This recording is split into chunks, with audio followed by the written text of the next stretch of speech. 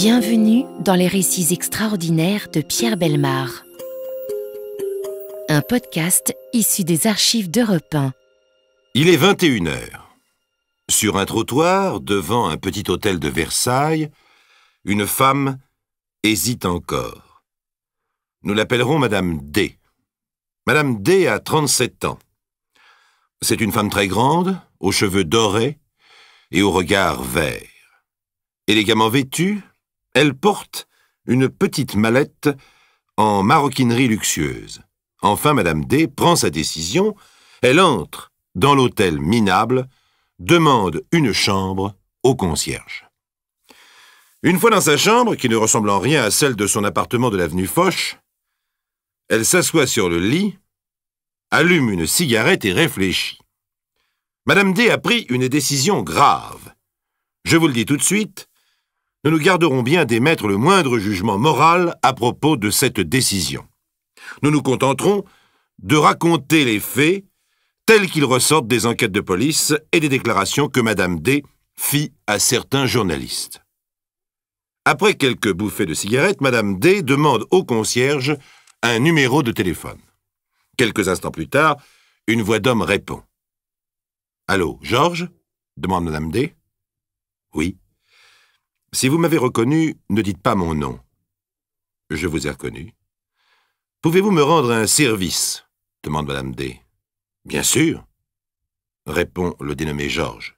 « Un service dangereux. » « De quoi s'agit-il ? » ?»« D'un kidnapping. » Ainsi s'ouvre l'extraordinaire dossier de la police que nous raconte aujourd'hui Jacques-Antoine.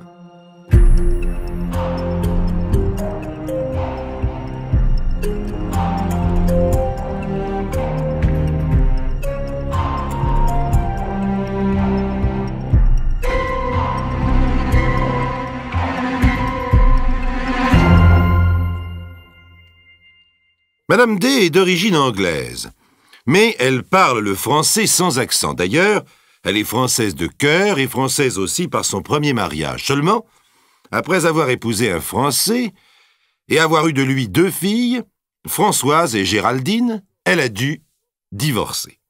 Lors du jugement de divorce, qui se fait pratiquement à l'amiable, elle obtient sans difficulté la garde de ses 2 filles.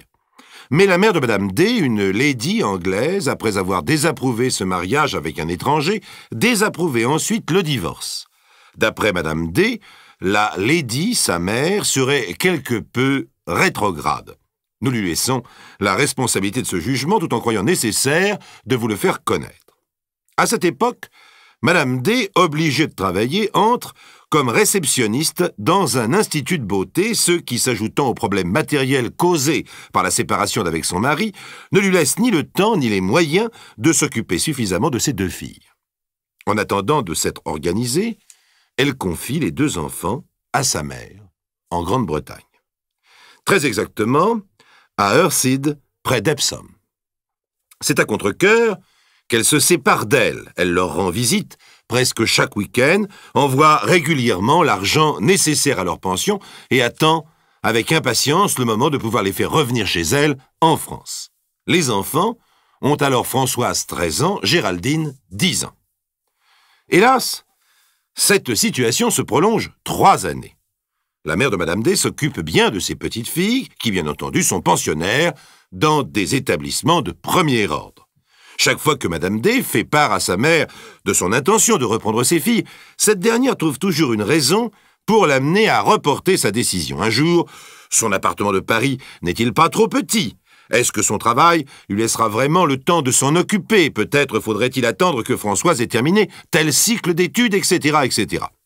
Quand enfin Madame D peut s'installer dans un appartement de l'avenue Foch, que rien ne s'oppose plus à ce qu'elle assure elle-même l'éducation de ses enfants et qu'elle déclare sa ferme intention de les reprendre, sa mère, sans lui opposer un refus formel, la laisse dans une vague incertitude et parvient à faire reporter encore leur retour. Enfin, l'été dernier, après les grandes vacances, Françoise et Géraldine doivent rejoindre leur mère à Paris. Elles ont alors Françoise 16 ans, Géraldine 13 ans. Hélas pour Madame D, L'avant-veille du jour où elle doit se rendre en Angleterre pour aller les chercher, elle reçoit une lettre qui, selon sa propre expression, la laisse pantelante, brisée, au bord de la dépression nerveuse. La lettre émane du ministère de la Justice anglaise et dit à peu près ceci. Vos enfants, à la demande de votre mère, ont été placés sous la tutelle de la Cour. Nous vous signifions que dorénavant, et en attendant que leur sort soit décidé par jugement, vos filles ne pourront en aucun cas quitter le sol britannique. Vous êtes d'autre part priés de ne pas troubler leur esprit par des lettres ou des paroles contraires à leur tranquillité. Impuissante, Madame D passe par des alternatives de fureur et de stupeur et va consulter un avocat international. Celui-ci lui laisse peu d'espoir. En effet, dit l'avocat, il s'agit d'une loi particulière à la législation britannique. Dernièrement, j'ai eu à m'occuper d'un cas similaire, mais qui jouait en faveur de la mère, l'actrice Dawn Addams. Lorsque celle-ci divorça d'avec le prince Vittorio Massimo, le jugement de séparation l'autorisait à ne garder leur fils que pendant 1 mois par an. Profitant de vacances en Italie, l'actrice enleva en septembre 1962 l'enfant Stefano, âgé de 7 ans, et l'emmena en Angleterre. Là, pour que Stefano, de nationalité anglaise, ne puisse être repris par son père, Dawn Addams le confia à la tutelle de la Haute Cour de justice britannique. Ainsi, le petit garçon ne pouvait plus quitter le territoire anglais. Bien sûr, il y aura un jugement, mais dans le cas où vous obtiendriez gain de cause, la procédure risquerait de durer 3 ou 4 ans. Dans le cas où vous perdriez votre procès, il vous faudra attendre la majorité des 2 enfants. C'est après avoir réfléchi pendant 24 heures à cette situation que Madame D en arrive à la conclusion qu'il ne lui reste qu'une seule solution. Oui, une seule. Enlever ses propres enfants. C'est évident, mais sa mère doit bien se douter qu'elle va réagir. Elle aussi sait qu'il n'y a qu'une solution pour lui reprendre les enfants. L'administration britannique aussi le sait. Donc peut-être va-t-on la surveiller, peut-être la surveille-t-on déjà. Voilà pourquoi Madame D a quitté son appartement de l'avenue Foch pour cet hôtel minable de Versailles, où elle se fait inscrire sous un faux nom. Le lendemain, une première réunion rassemble à l'hôtel de Versailles Madame D et cet homme que nous appellerons Georges. De son métier, il est journaliste, lunettes, cheveux gris et courts. C'est un homme aussi petit et flegmatique que Madame D est grande et nerveuse. Après avoir étudié la situation, tandis que Madame D marche de long en large, Georges réfléchit, tranquillement assis dans une sorte de fauteuil avachi. C'est que cette opération s'avère très délicate. Les 2 enfants ne possèdent ni passeport ni papier d'identité. D'autre part, elles sont pensionnaires dans 2 institutions distantes l'une de l'autre de plus de 100 km. Françoise à Epsom, Géraldine à Brighton.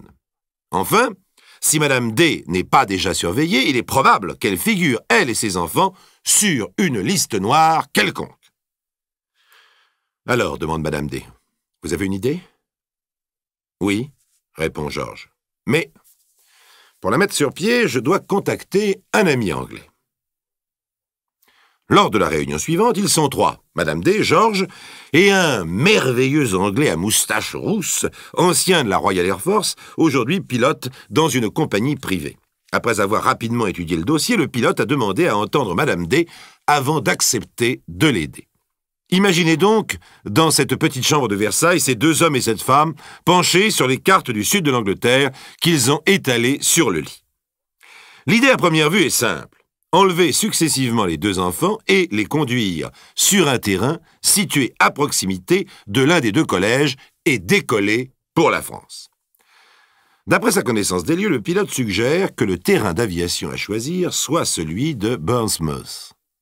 Encore faudrait-il effectuer une reconnaissance plus approfondie des lieux et procéder à une sorte de répétition. Mais, pour éviter de donner l'éveil en rôdant sur les lieux et en passant et repassant plusieurs fois la frontière, il est décidé que cette reconnaissance définitive et la répétition générale se feraient la veille de l'enlèvement. 8 jours plus tard, soit le 16 octobre, Madame D et Georges sont à Londres. Georges loue une voiture et en pleine nuit, ils vont reconnaître les lieux, les 2 pensionnats et le terrain d'aviation. 4 difficultés majeures se présentent. Premièrement, voir les enfants sans attirer l'attention de leurs surveillants. Deuxièmement, arriver au second pensionnat avant que l'alarme ait été donnée à la suite de l'enlèvement du premier. Troisièmement, faire monter les enfants dans l'avion en évitant le contrôle de la police. Enfin, quatrièmement, les prévisions météo pour le lendemain sont mauvaises, on craint l'arrivée du brouillard. Alors de retour à Londres, au petit matin, Madame D et Georges imaginent un stratagème au cas où le brouillard viendrait empêcher le succès de l'opération. Madame D, très nerveuse, essaie de dormir, mais n'y parvient pas, et c'est après une nuit blanche qu'ils partent vers midi pour le premier collège à Epsom, où se trouve Françoise. À 14 h, leur voiture s'arrête devant la grille du pensionnat. La concierge apparaît sur le pas de sa porte, Madame D demande à voir la directrice. La concierge n'ouvre pas la grille, mais une petite porte par laquelle entre Madame D, puis elle l'accompagne à travers un parc parfaitement entretenu vers l'immense bâtiment en briques de style victorien qui abrite le collège. Madame D remarque un léger vent qui secoue les arbres et fait trembler les feuilles d'automne. Tant qu'il soufflera, le brouillard ne s'abattra pas. La directrice aux cheveux gris, robe noire, reconnaît Madame D qui vient chaque week-end voir Françoise, mais elle est bien entendu au courant de la décision de la cour et l'accueille avec un visible ennui, une certaine froideur.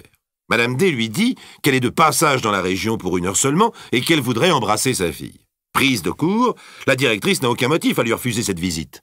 Elle accepte, mais à condition d'assister à l'entretien. Elle envoie donc chercher Françoise. Madame D attend devant le bureau, le cœur battant.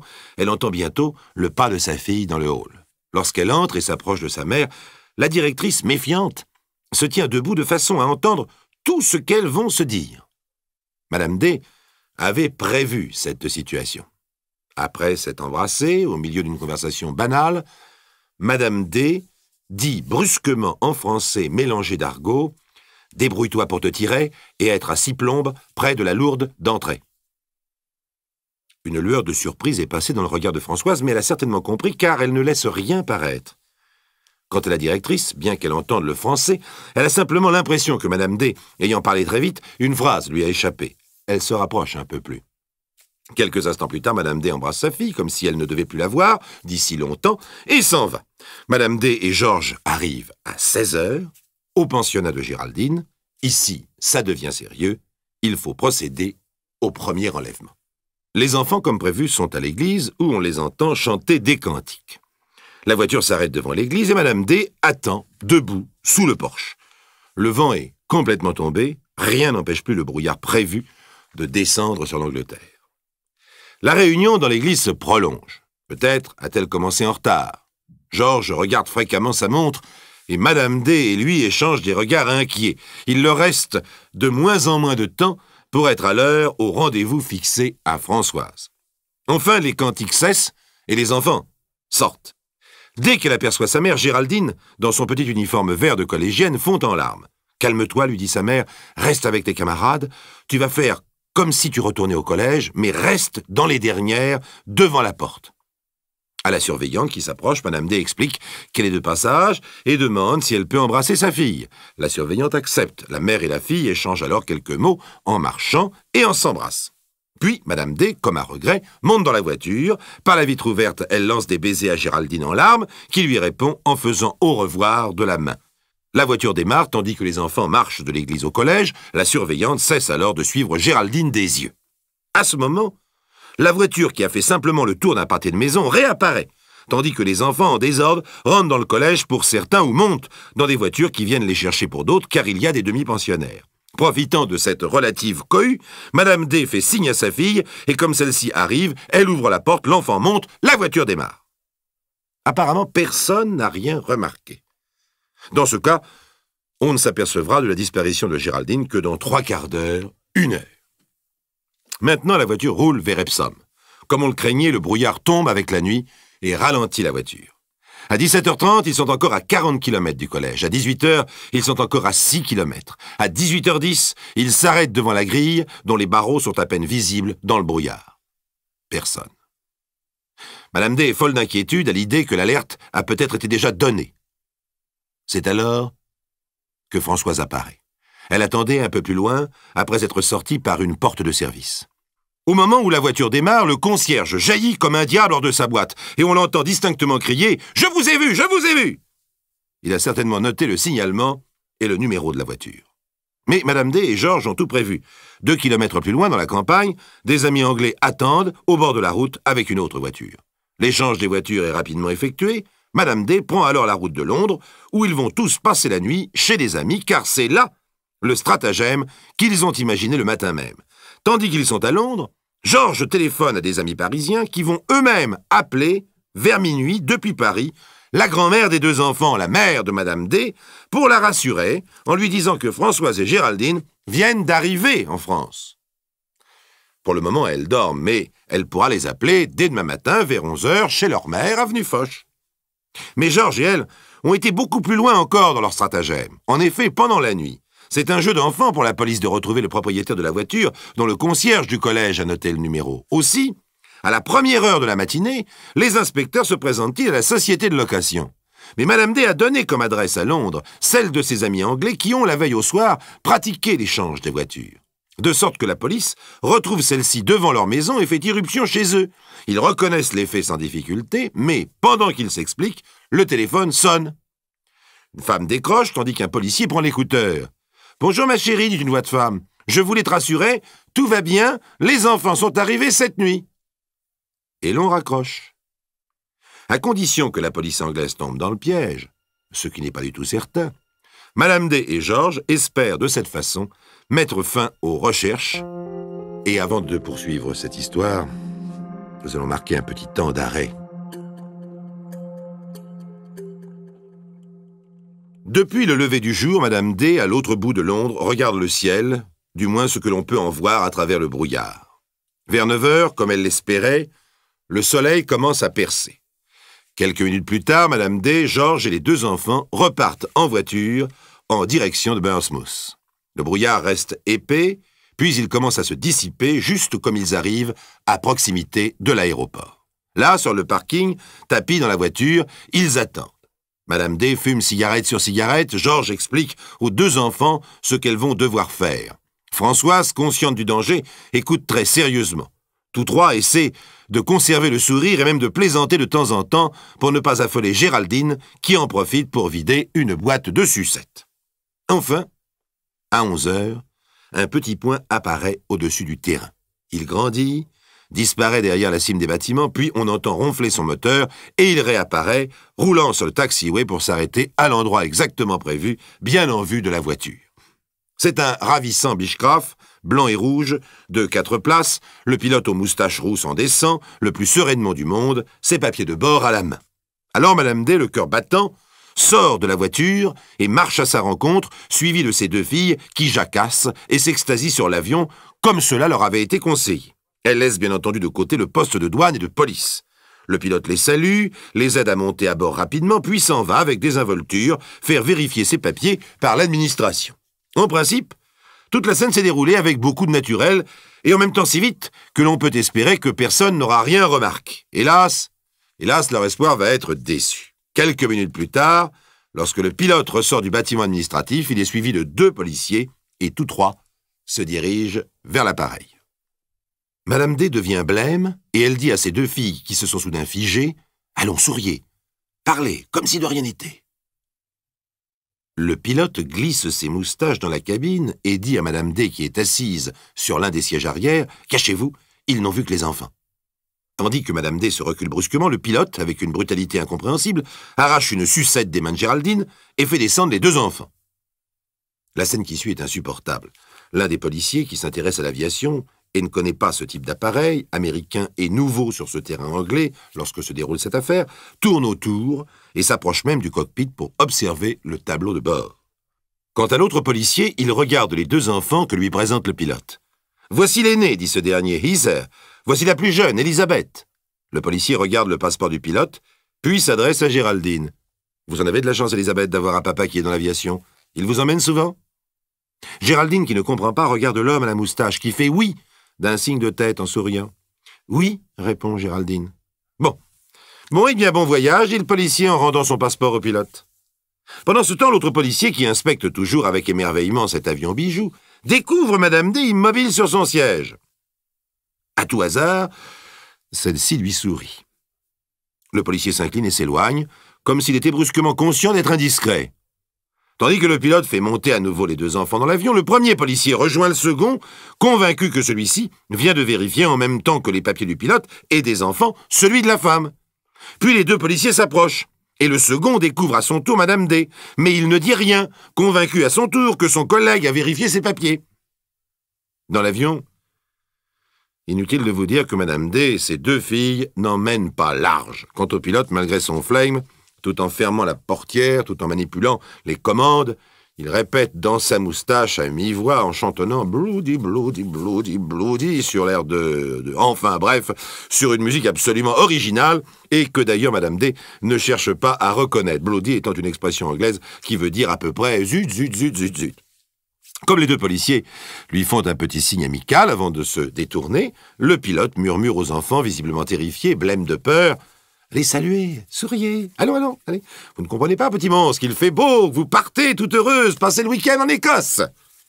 Pendant que l'avion roule sur le taxiway vers la piste, le pilote dit à Madame D « Heureusement que vous n'êtes pas sortie, ils ont dû croire que vous étiez ma femme. Et ma femme, elle arrive tout juste à votre poitrine. »« Mais pour elle, demande Madame D, comment avez-vous fait pour elle ?»« Oh, un coup de chance, répond le pilote, un coup de chance phénoménal. » Mais il ne peut donner plus ample explication pour le moment car il dialogue avec la tour de contrôle. Ce n'est qu'en vol qu'il s'explique. Il a lui-même deux filles, Heather, 19 ans, et Elisabeth, 15 ans, et elles figurent sur son passeport. Et ils ne les ont pas trouvées trop jeunes? Bon, non. Mais c'est pour ça que je lui ai arraché sa sucette. Et il sort de sa poche un paquet visqueux où l'on reconnaît collés ensemble un trousseau de clés, un mouchoir et une sucette.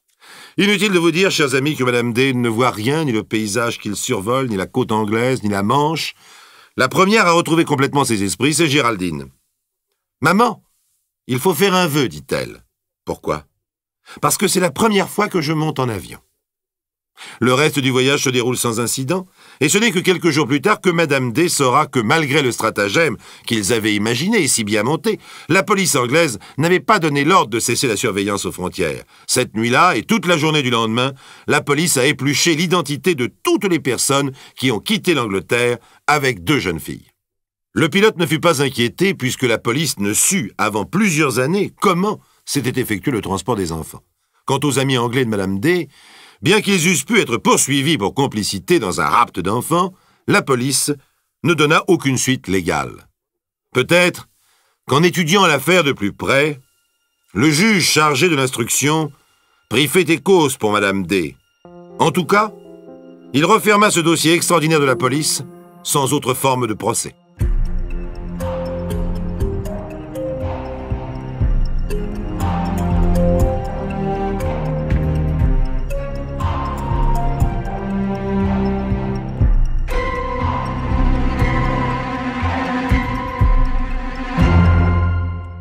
Vous venez d'écouter Les récits extraordinaires de Pierre Bellemare, un podcast issu des archives d'Europe 1 et produit par Europe 1 Studio.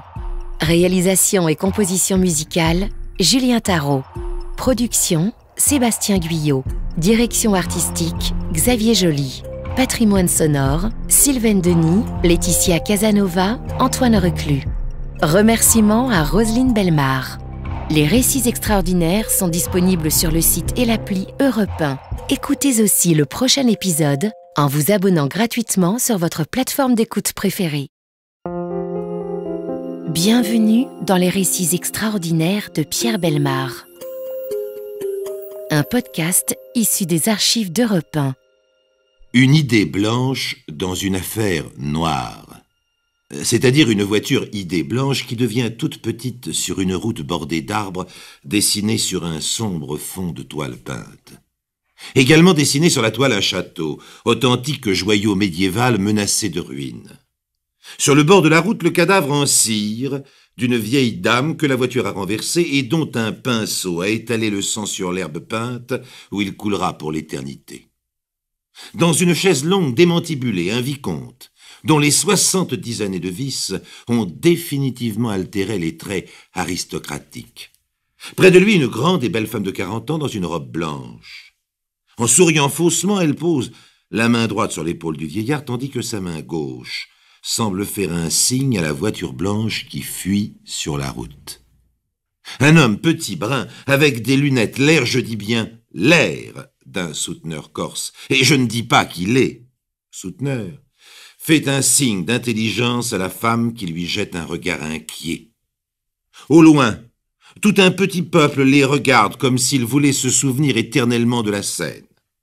Nous avons aussi un piéton éberlué, une dame à côté de son vélomoteur renversé qui note le numéro de la voiture, des fermiers, des agents immobiliers, des vieillards et des hommes à la mine patibulaire posant sur les murs et les arbres des affiches électorales.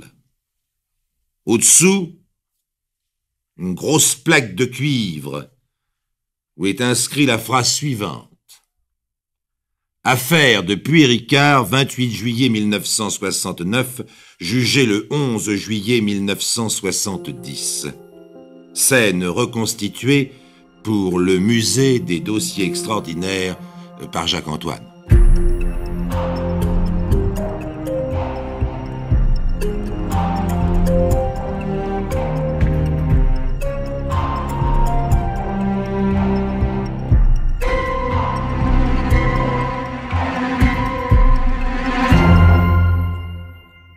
Vous connaissez, chers amis, ces musées de cire où sont présentés avec plus ou moins de naïveté des mannequins souvent historiques, mais quelquefois simplement pittoresques, et choisis parce qu'ils représentent des personnages caractéristiques d'une région, d'une profession, d'un lieu, etc.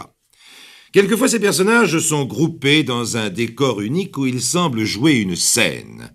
Celle-ci peut être historique, légendaire ou tout simplement documentaire.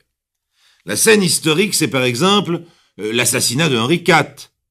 La scène que nous qualifierons de légendaire, le retour de l'enfant prodigue. La scène documentaire pouvant être un mariage chez les Lapons ou la vente à la criée sur le vieux port de Marseille en 1850. Eh bien, imaginez qu'aujourd'hui, en traversant le musée de cire des dossiers extraordinaires, vous vous attardiez un instant devant la scène que vous a décrite Jacques-Antoine, où un groupe de mannequins figés dans une éternelle attitude sont censés représenter l'affaire de Puy-Ricard. Bien qu'il s'agisse d'une affaire authentique et relativement récente, on ne peut la qualifier d'historique, mais sûrement de documentaire. Mais attention, chers amis, Jacques-Antoine les a volontairement figés dans des attitudes caractéristiques telles qu'elles ressortent des dépositions des témoins des enquêtes de police et telles que finalement les journalistes les ont décrites. L'ensemble est tellement vraisemblable, tellement plausible, tellement conforme à nos préjugés, aux idées toutes faites, que nous ne pouvons plus les voir autrement. Ils ont été condamnés, jugés, conduits devant les tribunaux pour cela. C'est comme cela qu'ils sont apparus aux jurés. Mais ce sont des personnages de cire. Ils ont été conçus, modelés par les hommes. Alors, est-ce que ces personnages représentent bien la vérité? Est-ce que les hommes n'ont pas trahi la nature profonde de ces gens en voulant les représenter? Bref, est-ce que les musulmans n'ont pas raison en interdisant que les artistes reproduisent l'œuvre du Créateur? C'est à cela que nous allons essayer, une fois de plus, de réfléchir ensemble. Toute l'affaire commence donc le 28 juillet 1969, lorsqu'une sexagénaire trottine sur une route ombragée de platanes au nord d'Aix-en-Provence. Une voiture, idée blanche, paraît, bouscule un piéton, oblige une femme qui roulait à vélomoteur à se renverser dans le fossé et fauche la sexagénaire. Celle-ci heurte de la tête une souche de platane et succombe quelques heures plus tard d'une fracture du crâne. Accident de la route dû à l'imprudence d'un chauffard. Le capitaine de gendarmerie enregistre la déclaration d'un premier témoin, Madame Schex. C'est la femme au vélomoteur qui s'est relevée à temps pour noter le numéro minéralogique de la voiture. Selon cette dame, la voiture a fait un écart volontaire pour atteindre la passante. Selon d'autres témoignages, le conducteur portait un tricot de corps blanc et son visage était dissimulé à l'aide d'un chapeau de paille et de lunettes noires. Le capitaine de gendarmerie retrouve sur la route les débris d'un clignotant de la voiture. Enfin, la voiture est retrouvée peu après abandonnée. C'est une voiture volée qui n'apporte aucun élément à l'enquête.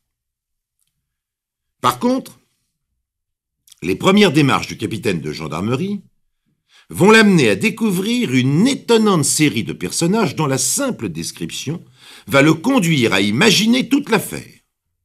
Vous allez voir, chers amis, que c'est très curieux.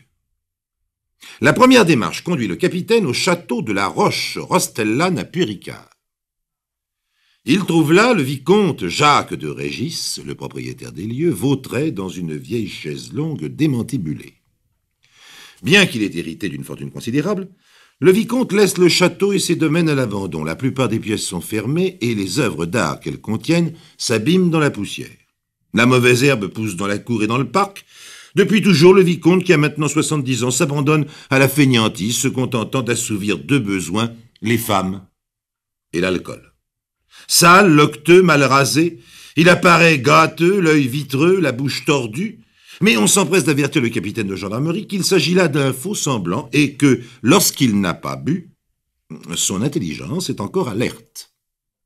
En ce qui concerne les femmes, le vicomte a choisi la formule la plus simple et la moins onéreuse. On peut même dire qu'il a choisi de ne pas choisir.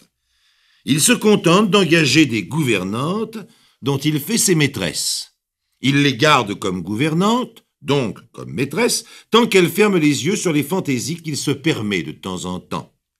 Il est d'ailleurs parcimonieux lorsqu'il s'agit de récompenser les services que ces pauvres gouvernantes lui ont rendus. C'est ainsi que, l'avant-dernière, après avoir été congédiée en 1956 au profit d'une plus jeune, reçoit une rente mensuelle de 25 000 francs, anciens, bien entendu. Cela conduit tout naturellement le capitaine de gendarmerie à interroger le vieillard au sujet du second personnage de cette étonnante affaire. Ce second personnage, c'est l'actuelle gouvernante. Du moins, c'était l'actuelle gouvernante, car c'est elle, la victime. C'est elle dont le crâne a éclaté sur une souche de platane. Lucia Isoard est née en 1906. Elle était prostituée à Marseille quand le vicomte de Régis l'a rencontrée et lui a proposé de s'installer au château. Elle accepta et remplit les diverses fonctions qui lui étaient attribuées, à la satisfaction du propriétaire, qui n'attachait pas d'importance aux visites fort espacées d'ailleurs d'un ancien amant. Le vicomte n'était déjà plus très sexy et la gouvernante aurait eu bien du mérite si elle n'avait caressé l'espoir d'hériter de la fortune du vieillard qui n'a pas de parents proches. Veuillez maintenant noter ce détail, chers amis. Il va prendre dans la suite une certaine saveur. Lorsque le capitaine de gendarmerie demande au vicomte si elle avait raison d'espérer cet héritage, le vieillard répond « Je lui aurais tout au plus laissé 1 ou 2 millions d'anciens francs. » Évidemment, le capitaine essaye de reconstituer l'emploi du temps de la malheureuse Lucia Isoard pendant les heures qui ont précédé le drame. Il obtient 2 témoignages importants. Celui de Madame Valette, une ex-gouvernante du vicomte qui occupe une petite maison quelque part dans le fond du parc. La victime lui aurait fait part d'un télégramme en provenance de Marseille lui signalant qu'on l'appellerait au téléphone à la cabine du village entre 16h et 16h30. Car le vicomte, vu son inactivité, n'a jamais éprouvé le besoin de faire installer le téléphone au château. Le télégramme est signé d'un certain Henri. Comme la future victime affirmait ne pas connaître de personne s'appelant Henri, Madame Valette lui aurait donc conseillé de ne pas se rendre à la poste. D'autre part, Ribeiro, le fermier du vicomte, lui aurait déclaré de son côté qu'il n'était pas disponible cet après-midi-là pour la conduire en voiture. Hélas, la malheureuse s'est entêtée et serait partie à pied répondre à cet appel téléphonique. Et, bien entendu, se faire cueillir par la fameuse idée blanche, ce serait donc un guet-apens bien organisé. Évidemment, le capitaine demande au fermier Ribeiro s'il soupçonne quelqu'un. « Bien sûr, répond Ribeiro. C'est Arlette Boulbès. »« Et pourquoi Arlette Boulbès ?»« Parce que, répond Ribeiro, Arlette Boulbès voulait mettre la main sur la fortune du vicomte et Lucia s'en était aperçue. D'ailleurs, Lucia m'a dit, un jour ou l'autre, elle va me tuer. Et Arlette Boulbès, de son côté, m'a dit un jour que Lucia devenait gênante. » C'est donc ainsi que le capitaine va découvrir l'existence d'Arlette Boulbès, autre personnage et le plus important de l'affaire de Puy-Ricard. L'état civil vous oblige de choisir un prénom figurant dans la liste qu'il a établie, tout au moins il exigeait. Mais il admet des orthographes fantaisistes. C'est pourquoi la mère d'Arlette Boulbès décida d'appeler celle-ci Arlette, avec un H. Arlette, donc, a eu une existence mouvementée. Elle est née en 1927 et à 17 ans, elle est venue s'installer à Toulouse avec sa mère. La police les accusera toutes les deux de s'être livrées ensemble à la prostitution, puis d'avoir tenu une maison close clandestine. Arlette le niera tout en reconnaissant avoir eu de très nombreux amants. Il faut aussi lui rendre cette justice, chers amis, qu'elle a cessé d'exercer ce métier lucratif alors qu'elle était encore jeune et très belle, et on ne peut pas oublier non plus qu'elle a élevé elle-même 3 enfants naturels. En 1964, elle achète un domaine et y installe une maison de repos pour personnes âgées. L'administration lui retire une première fois son agrément car sa gestion a provoqué de nombreuses plaintes. Puis, en 1967, il y a 2 ans, l'administration a ordonné la fermeture définitive. Ça ne fait rien. Arlette recueille à son domicile les pensionnaires qui s'étaient attachés à elle. L'un lui consent le bail d'une villa à un prix dérisoire, l'autre lui lègue son appartement et le troisième lui cède ses biens en viager. Il meurt peu après, de la manière la plus naturelle. Bien que la disparition de ces 3 vieillards ait été inévitable à court terme, les journalistes n'hésiteront pas à qualifier Arlette de gérontophage. C'est la première fois qu'apparaît ce néologisme qui mériterait de rester dans notre langue. Faute de ne pouvoir renouveler cette clientèle, en 1969, Arlette Boulbès n'a plus un sou. Elle cherche alors soit à s'introduire dans une maison de repos pour vieillards déjà existante, soit à en créer une.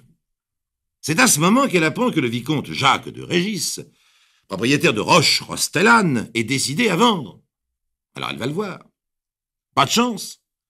Le vicomte vient de signer un compromis de vente avec une agence immobilière. Mais un compromis, ce n'est qu'un papier qui peut toujours être déchiré. C'est du moins ce que déclare le capitaine de gendarmerie qui imagine tout naturellement le scénario suivant.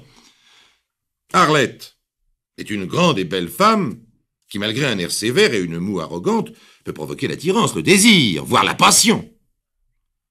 Devant l'aspect du vieillard, elle s'est permis quelques agaceries, quelques coquetteries. Les réactions du vieillard l'auraient amené, c'est, je vous le rappelle, la thèse de la police, à entrevoir une perspective beaucoup plus intéressante que l'achat du château et du domaine qu'elle n'a d'ailleurs pas les moyens de s'offrir. Selon la police, elle aurait envisagé au prix de quelques complaisances et d'un peu de courage, car tout de même, le vicomte physiquement comme moralement d'ailleurs, c'est pas un cadeau, de capter tout ou partie de l'héritage et qui sait peut-être le mariage. Seulement voilà. Il y a un obstacle qui paraît de taille, la gouvernante. Ni Arlette Boulbès ni la gouvernante ne connaissent les intentions du vieillard. Elles ne savent pas que celui-ci a l'intention de récompenser les services de la gouvernante par 1 ou 2 malheureux petits millions d'anciens francs. La gouvernante, ancienne prostituée à Marseille, Arlette Boulbès, que la police prétend ancienne prostituée à Toulouse, se sont vite comprises l'une et l'autre. Le manège de l'une n'échappe pas au regard de l'autre. Un jour, la gouvernante reconduit Arlette en lui disant « Inutile de revenir, je ne vous ouvrirai plus la porte !» Arlette lui répond « Et moi, je vous conseille de ne pas vous présenter la prochaine fois que je sonnerai. Je ne veux pas avoir affaire à une larbine. » Inutile de vous dire, chers amis, que le mot larbine est d'elle, pas de nous. N'empêche que la gouvernante est un obstacle et qu'il faut trouver une solution. Mais ce n'est pas Arlette Boulbès qui va tuer, quand même. Parvenue à ce point, l'enquête va révéler 2 nouveaux personnages qui, encore une fois, par leur seule existence, imposent à la police une version de l'affaire. Mais encore une fois, est-ce la vérité ou son apparence?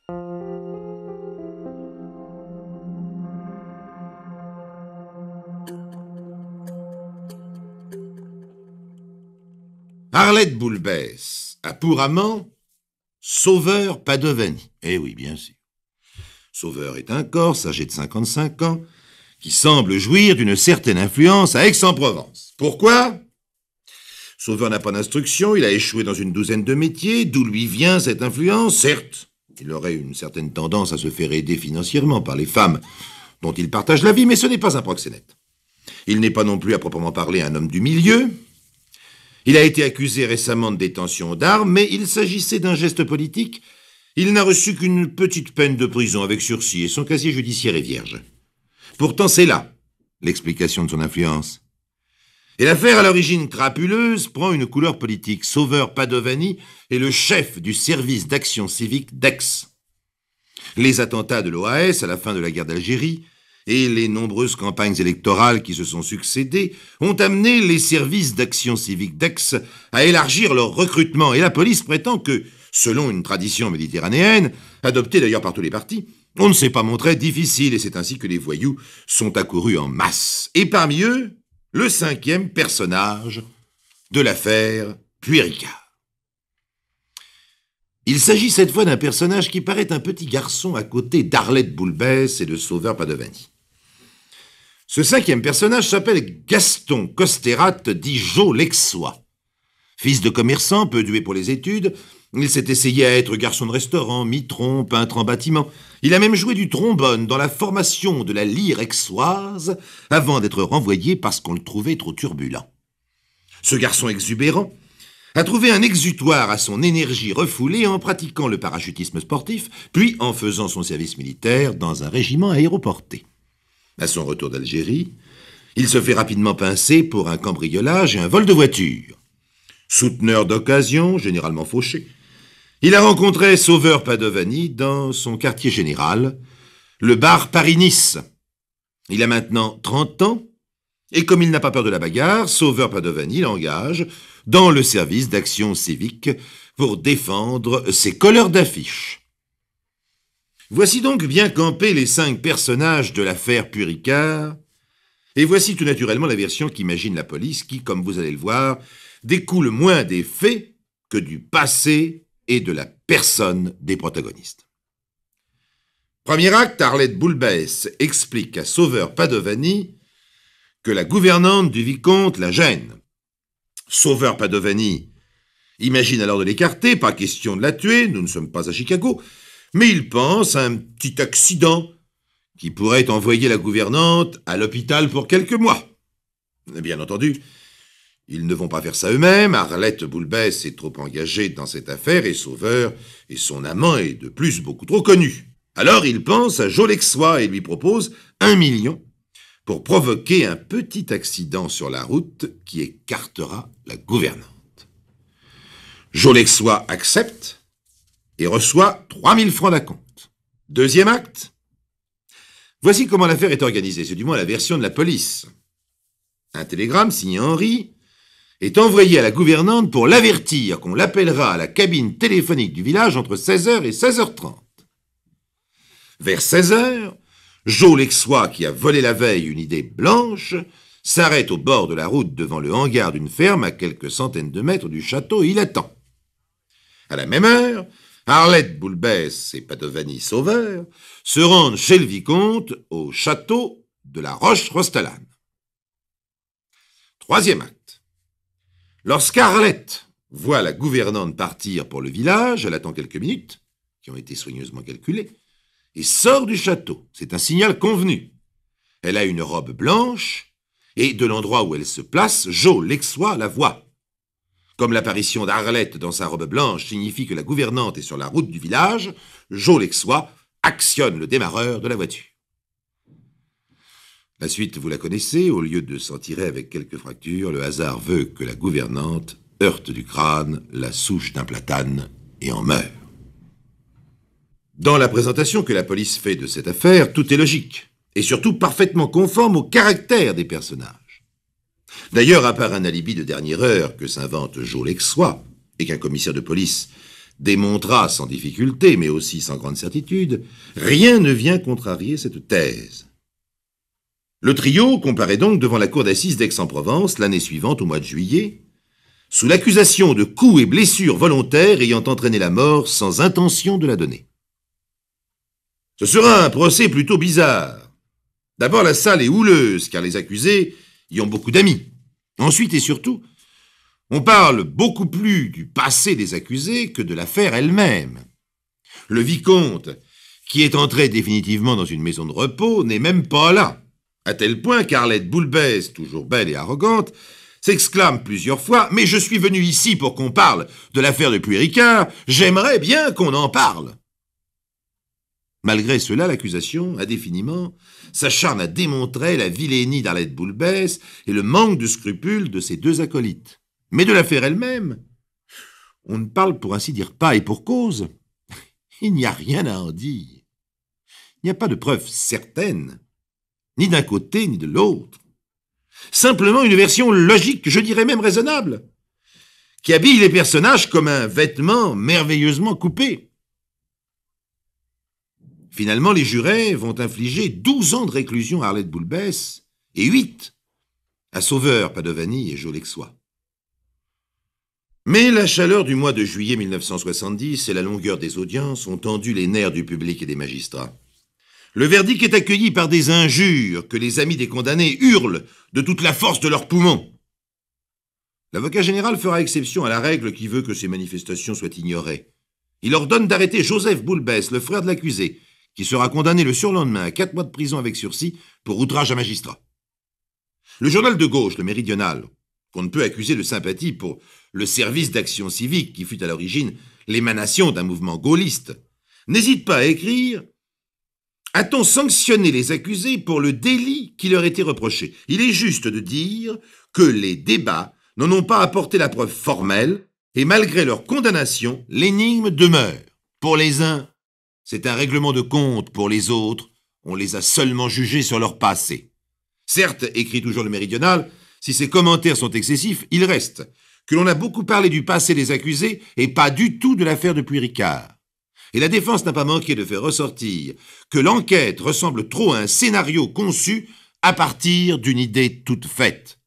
Pourquoi en effet choisir systématiquement la thèse de la machination alors qu'après tout, celle de l'accident tout bête était tout aussi vraisemblable.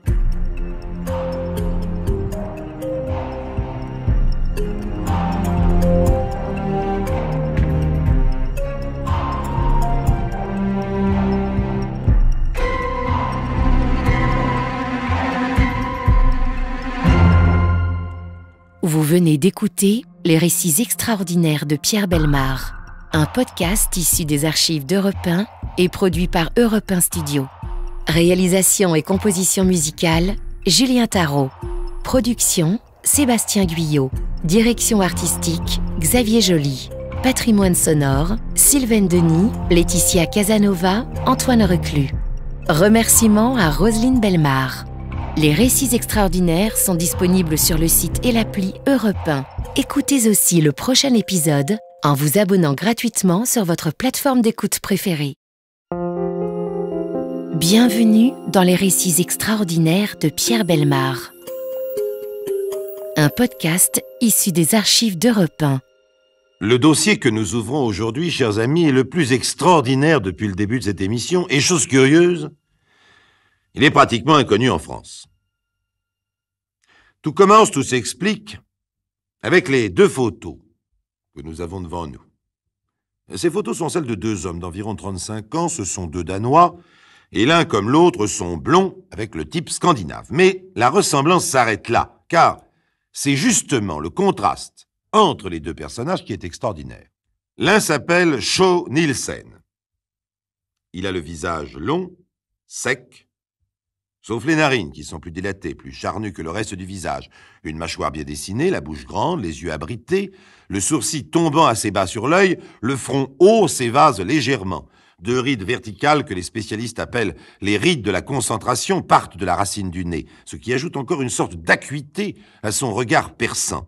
Dans l'ensemble, le visage est extrêmement tonique, exprimant une forte impression de fermeté. Si je vous décris ces personnages, c'est parce que cette description est essentielle à cette affaire. L'autre personnage s'appelle Pál Ardrup. Pál Ardrup a le visage non plus long et sec comme Nielsen, mais d'un ovale lourd, large, épais, charnu, pas de lèvres minces, mais une bouche épaisse. Les sourcils s'amollissent en arcade au-dessus d'un œil peu abrité, mais pas grand ouvert, et surtout un peu vague et comme sans couleur. Les oreilles sont petites. Il a un air endormi, les narines sont aplaties latéralement, et son visage donne l'impression d'une puissance presque totalement passive. Les caractères opposés de ces deux visages sont frappants, mais en les regardant l'un et l'autre, on comprend qu'ils ne sont pas seulement opposés, ils peuvent devenir complémentaires. Encore fallait-il qu'ils se rencontrent. Les uns considèrent que Nielsen devait fatalement rencontrer son Hardrup et Hardrup son Nielsen. Pour les autres, c'est le hasard, Dieu ou le destin, comme on voudra, qui les a fait se rencontrer. Toujours est-il que cette rencontre a ouvert l'un des plus extraordinaires dossiers de la police que nous ayons eu à dépouiller jusqu'ici et que Jacques-Antoine a choisi.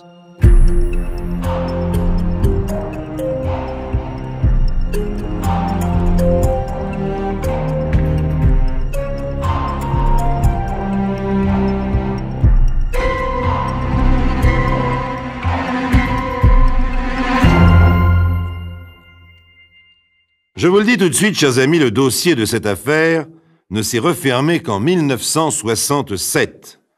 Mais il a été ouvert le 21 mars 1951, au matin, dans une rue tranquille dans un quartier de Copenhague.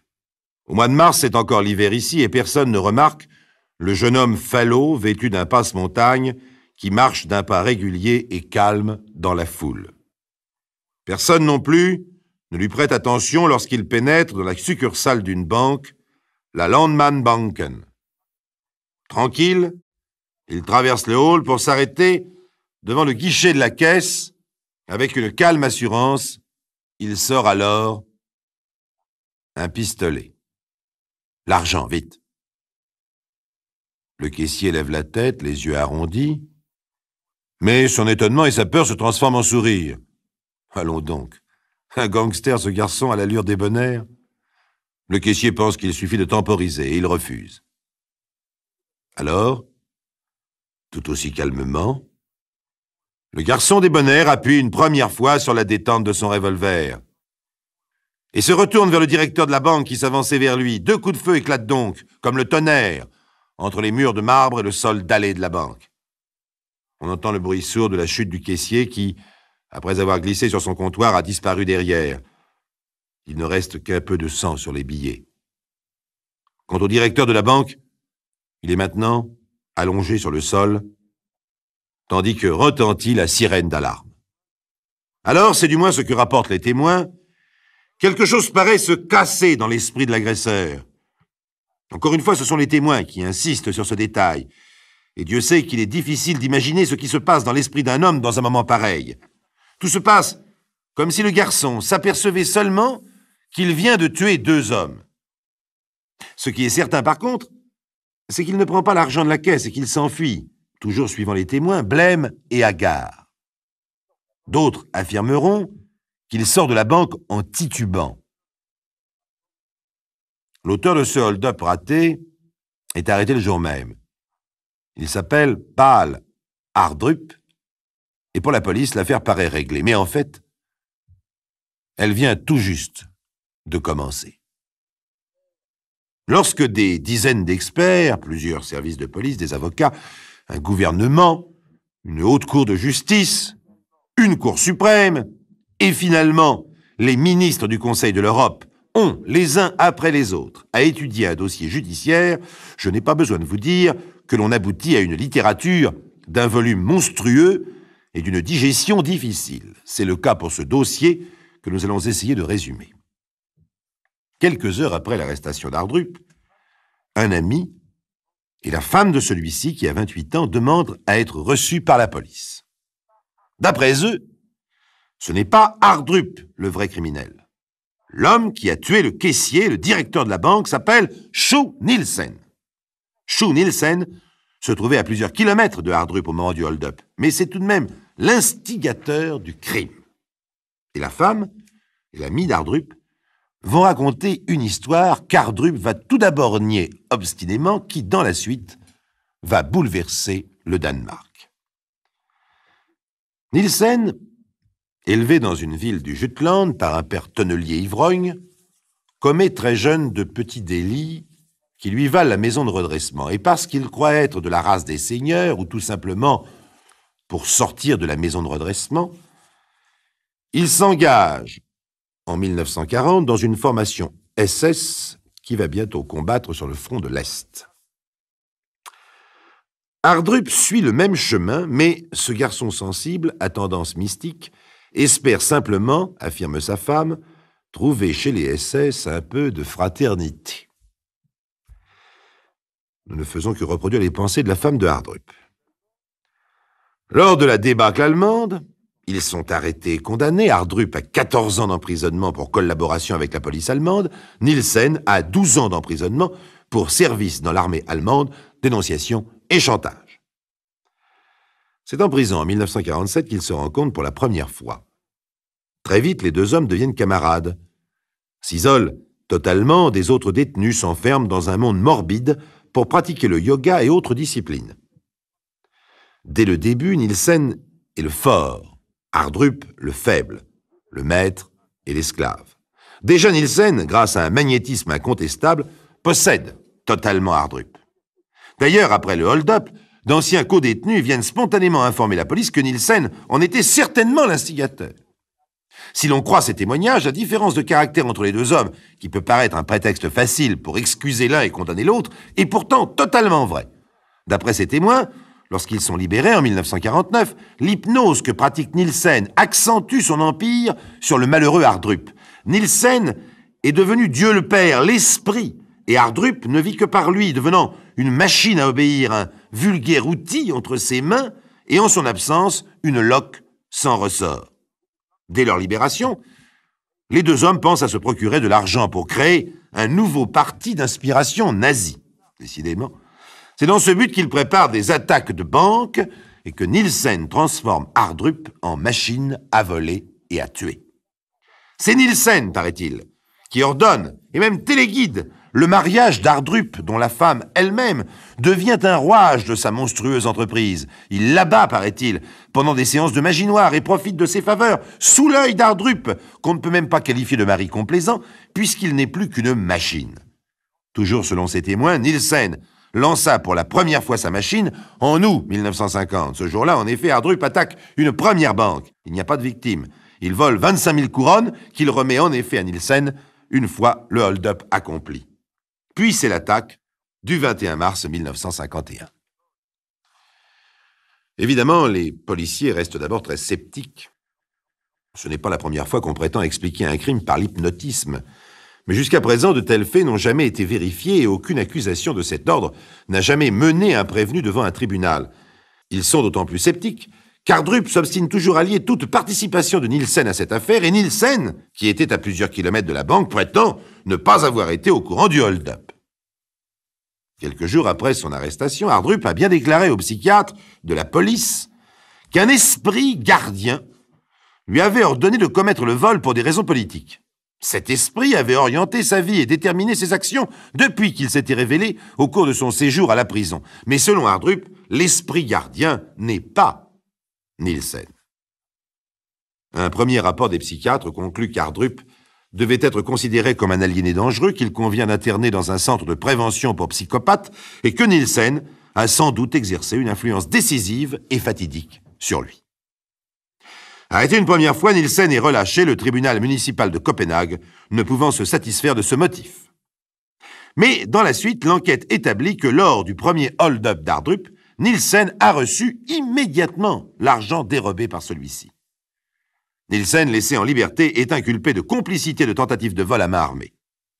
En janvier 1952, un psychiatre rédige un nouveau rapport au terme duquel Hardrup, ayant enfin dénoncé le rôle joué par Nielsen dans l'instigation des crimes, est déclaré guéri de ses anciennes aberrations et ne doit plus être considéré comme aliéné.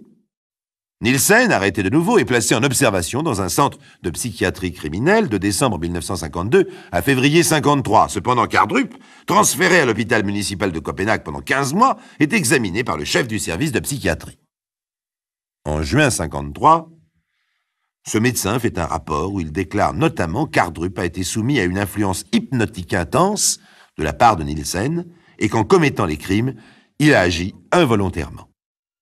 Alors, au mois de juillet 1954, va s'ouvrir à Copenhague le procès sans précédent de Nielsen et Hardrup.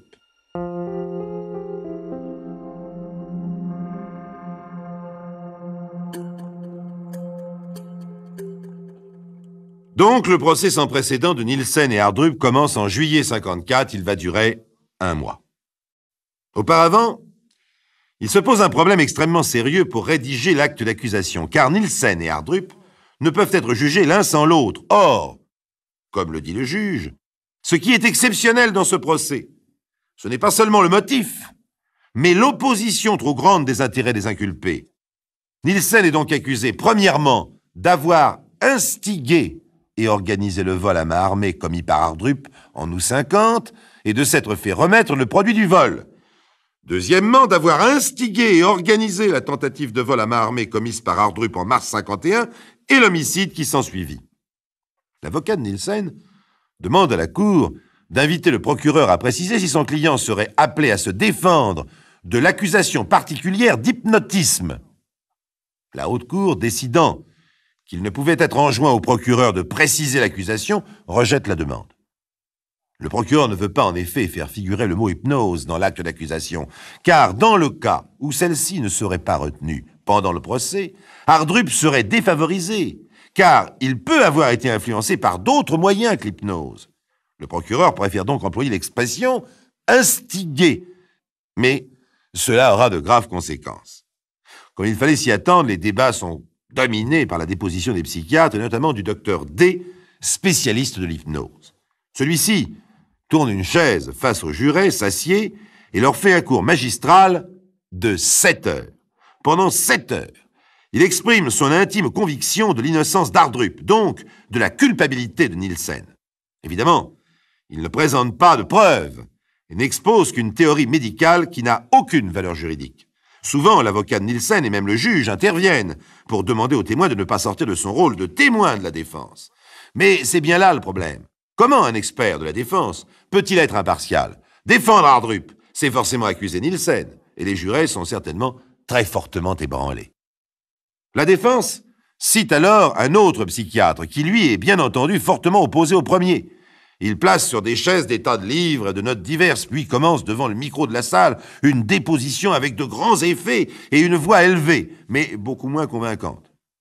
Après 1 mois de débat, avant que les jurés ne se retirent pour délibérer, le président du tribunal leur demande de ne pas attacher une importance excessive à la déposition du premier psychiatre, allant jusqu'à regretter que celui-ci ait appelé Nielsen l'hypnotiseur, puisqu'il ne pouvait apporter aucune preuve que Nielsen eût hypnotisé Hardrup. Il fait donc de louables efforts pour tenter de rééquilibrer les arguments de chacun dans l'esprit du jury. Mais le 17 juillet 1954, Nielsen est déclaré coupable d'avoir organisé et par divers moyens d'influence, y compris hypnotique, instigé les 2 vols à main armée et l'homicide commis par Hardrup. Sur la base de ce verdict, la Cour condamne Nielsen à une peine d'emprisonnement à vie.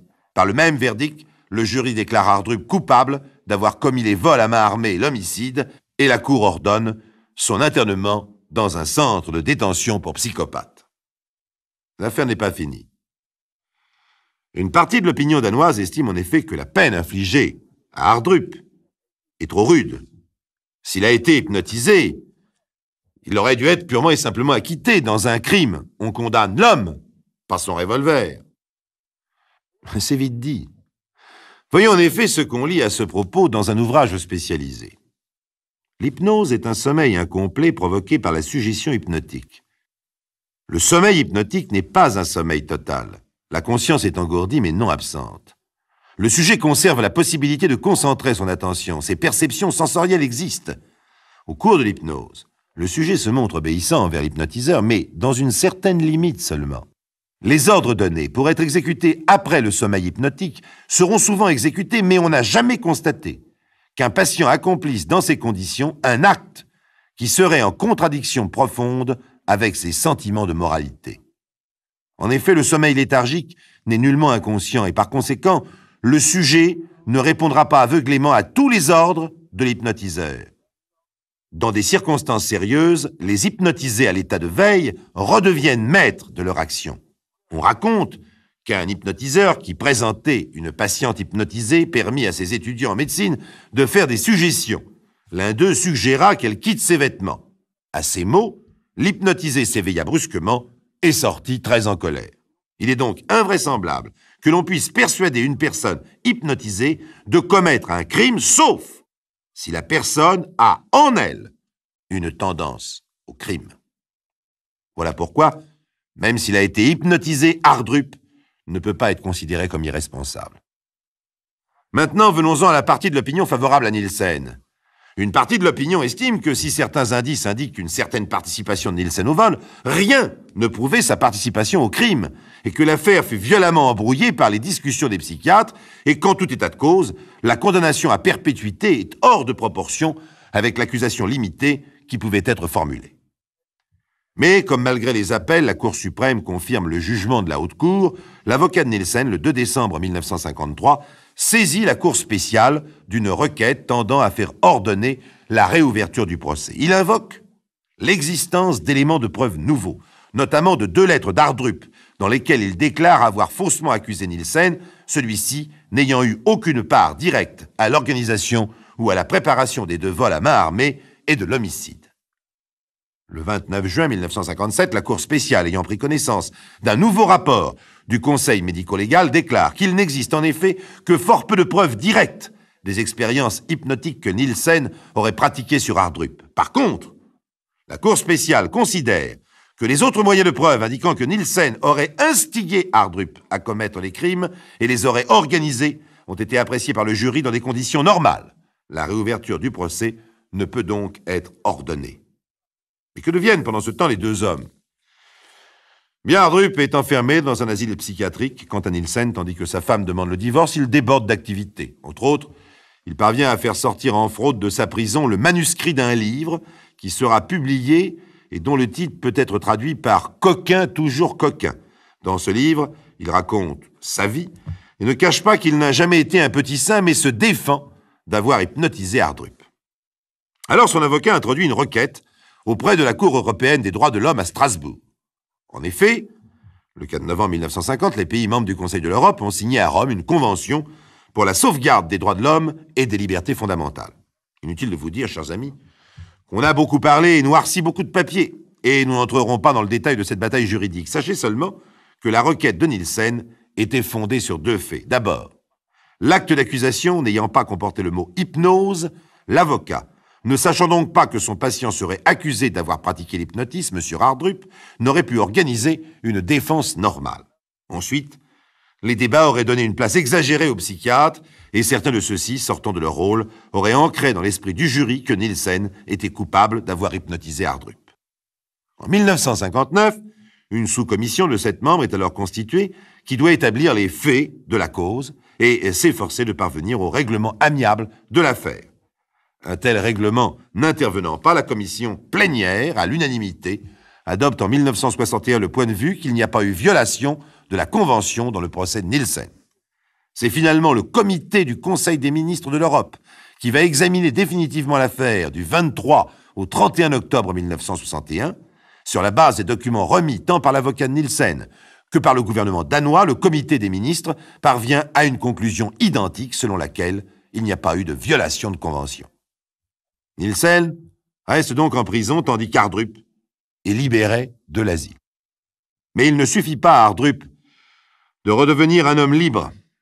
Il lui faut convaincre l'opinion publique qu'il n'est plus un instrument et que, s'il rencontre un nouveau Nielsen, le drame dont il fut le protagoniste pour certains, la victime pour d'autres, ne risque pas de se répéter. Finalement, Nielsen sera gracié en 1967, après avoir donc passé plus de 15 ans en prison. Chose étrange, il va revoir Hardrup. Et ils vont, tous 2, essayer d'écrire un nouveau livre. D'après son avocat et sa nouvelle épouse, car il s'est remarié, Nielsen peut être brutal dans la parole et dans l'écrit, mais dans ses actes, c'est un homme énergique, soit, mais serviable et actif. Un des rares prisonniers qui ait pu sortir intact physiquement et psychiquement de la prison. Il tient d'ailleurs une série de conférences en faveur d'une refonte du système pénitentiaire danois. Mais d'autres témoignages le présentent comme un homme amer et déçu. Et je serais tenté de leur donner raison lorsqu'on connaît la suite. L'année dernière, le 26 mai 1974, on le trouve inanimé chez lui, dans les environs de Copenhague. Il s'est empoisonné. Malgré son transport à l'hôpital, on ne peut le sauver. Il est mort. Il avait 59 ans. Il semble qu'une circonstance apparemment infime a été la goutte d'eau qui a fait déborder le vase de son amertume. À 59 ans, il cherchait à pouvoir exercer un métier décent. Et on venait de lui refuser, pour la deuxième fois, le permis de conduire les taxis. Refermons donc, comme Nielsen vient de le faire, cet extraordinaire dossier de la police.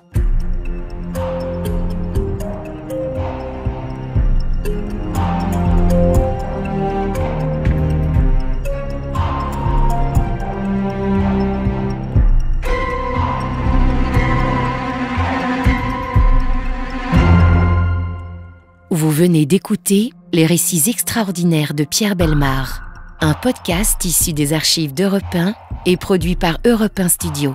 Réalisation et composition musicale, Julien Tarot. Production, Sébastien Guyot.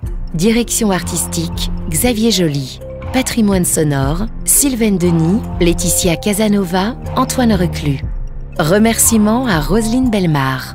Les récits extraordinaires sont disponibles sur le site et l'appli Europe 1. Écoutez aussi le prochain épisode en vous abonnant gratuitement sur votre plateforme d'écoute préférée.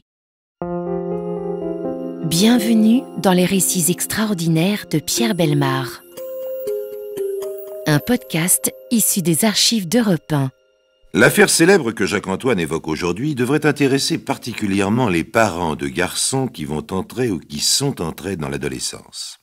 Attention, loin de nous l'idée de leur présenter leurs enfants comme des monstres en puissance, de jeunes animaux susceptibles de devenir dangereux d'une minute à l'autre. Mais simplement, nous voulons montrer combien l'équilibre psychologique des adolescents est fragile. Voici donc l'affaire Redureau.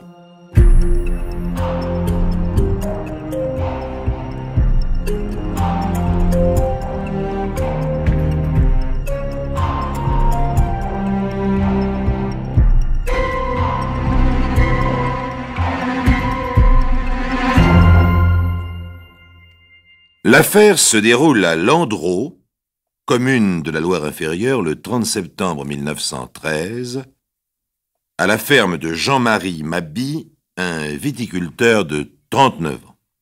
Il est 10 heures du soir. C'est la fin des vendanges. Dans le cellier, distant de l'habitation principale d'une trentaine de mètres, travaillent depuis 1h30 Jean-Marie Maby, le patron, et un jeune domestique de 15 ans, Marcel Redureau. Un journal de l'époque, Le Temps, écrira à propos de Marcel Redureau, qui va être le triste héros de cette affaire fantastique. Ce gamin est presque un enfant dont le développement physique ne serait pas complet. Assis derrière une table, on ne le verrait pas, et debout, il est haut comme une botte. Or, nous avons sous les yeux la fiche anthropométrique de Marcel Redureau, et l'affirmation de ce journal nous paraît totalement dénuée de fondement, puisqu'il mesure 1,58 m, ce qui, en 1913, dépasse la moyenne des garçons de 16 ans, et il n'a encore que 15 ans et 4 mois. Le même journal écrira aussi « La tête est grosse, avec des cheveux blonds dont les mèches tombent sur un front bas et bombé, le profil avec un nez droit sur une bouche largement fendue et fuyant. » À notre avis, pas un de ces détails ne répond à la réalité. Le front n'est ni bas ni particulièrement bombé, et encore moins fuyant.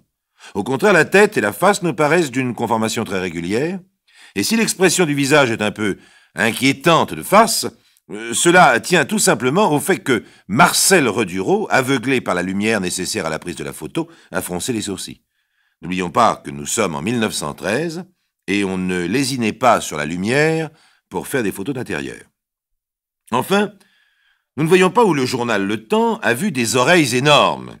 Elles ont, d'après la fiche anthropométrique, une hauteur de 6,8 cm. Elles sont absolument symétriques, bien proportionnées, bien ourlées, et ne se détachent pas du crâne. Bref, et c'est important de le signaler, ce garçon est physiquement tout à fait anodin. Et c'est finalement le journal Le Phare de la Loire qui se rapproche le plus de la vérité quand il en fera le portrait suivant. Blond, très blond même, avec des yeux bleus. Il est plutôt gentil garçon. Il est loin d'avoir la face de brute qu'on s'accorde d'ordinaire à attribuer aux assassins. Et pourtant, chers amis, ce jeune blondinet de 15 ans, aux yeux bleus, qui à 10 heures du soir travaille dans le cellier avec son patron, le cultivateur Jean-Marie Mabi, va dans quelques instants tuer 7 personnes. Pas une de plus, mais pas une de moins. Devant l'énormité du crime que ce garçon va commettre, nous nous devons de vous donner encore quelques précisions. D'autant que ce sont ces précisions, justement, qui rendent cette affaire réellement extraordinaire. Et vous devez les écouter pour mieux comprendre et bien juger. Il n'y a eu chez les parents de Marcel Redureau, ni chez leurs ancêtres, ni chez les collatéraux des 2 branches, aucune affection épileptique, vésanique ou convulsive, pas d'originaux, pas d'individus bizarres ou d'alcooliques. Le père et la mère sont bien portants, de constitution robuste. Ils n'ont subi aucune maladie grave ayant intéressé leur constitution physique ou leur fonction cérébrale. Ils ont eu 11 enfants, dont 10 sont vivants, 6 garçons, 4 filles. L'aînée, une fille à 21 ans, et la plus jeune, 20 mois. Le troisième, un garçon, est mort 4 jours après sa naissance. L'inculpé est le 5e dans l'ordre des naissances. Les grossesses et les accouchements de la mère ont été normaux. Aucun des enfants n'a eu de maladie grave, soit générale, soit intéressant le système nerveux ou les fonctions cérébrales. Ils sont tous robustes et n'ont jamais donné d'inquiétude relativement à leur santé. À part quelques petites indispositions de l'enfance, Marcel Redureau n'a connu d'autres maladies qu'une crise rhumatismale l'année dernière, à la même époque, alors qu'il était en service chez son oncle. Il fut pris de fièvre, de douleurs dans les articulations, principalement les genoux, qui pourtant n'enflèrent point. Il ne fut que 8 jours malade et se remit au travail 15 jours après le début de la maladie.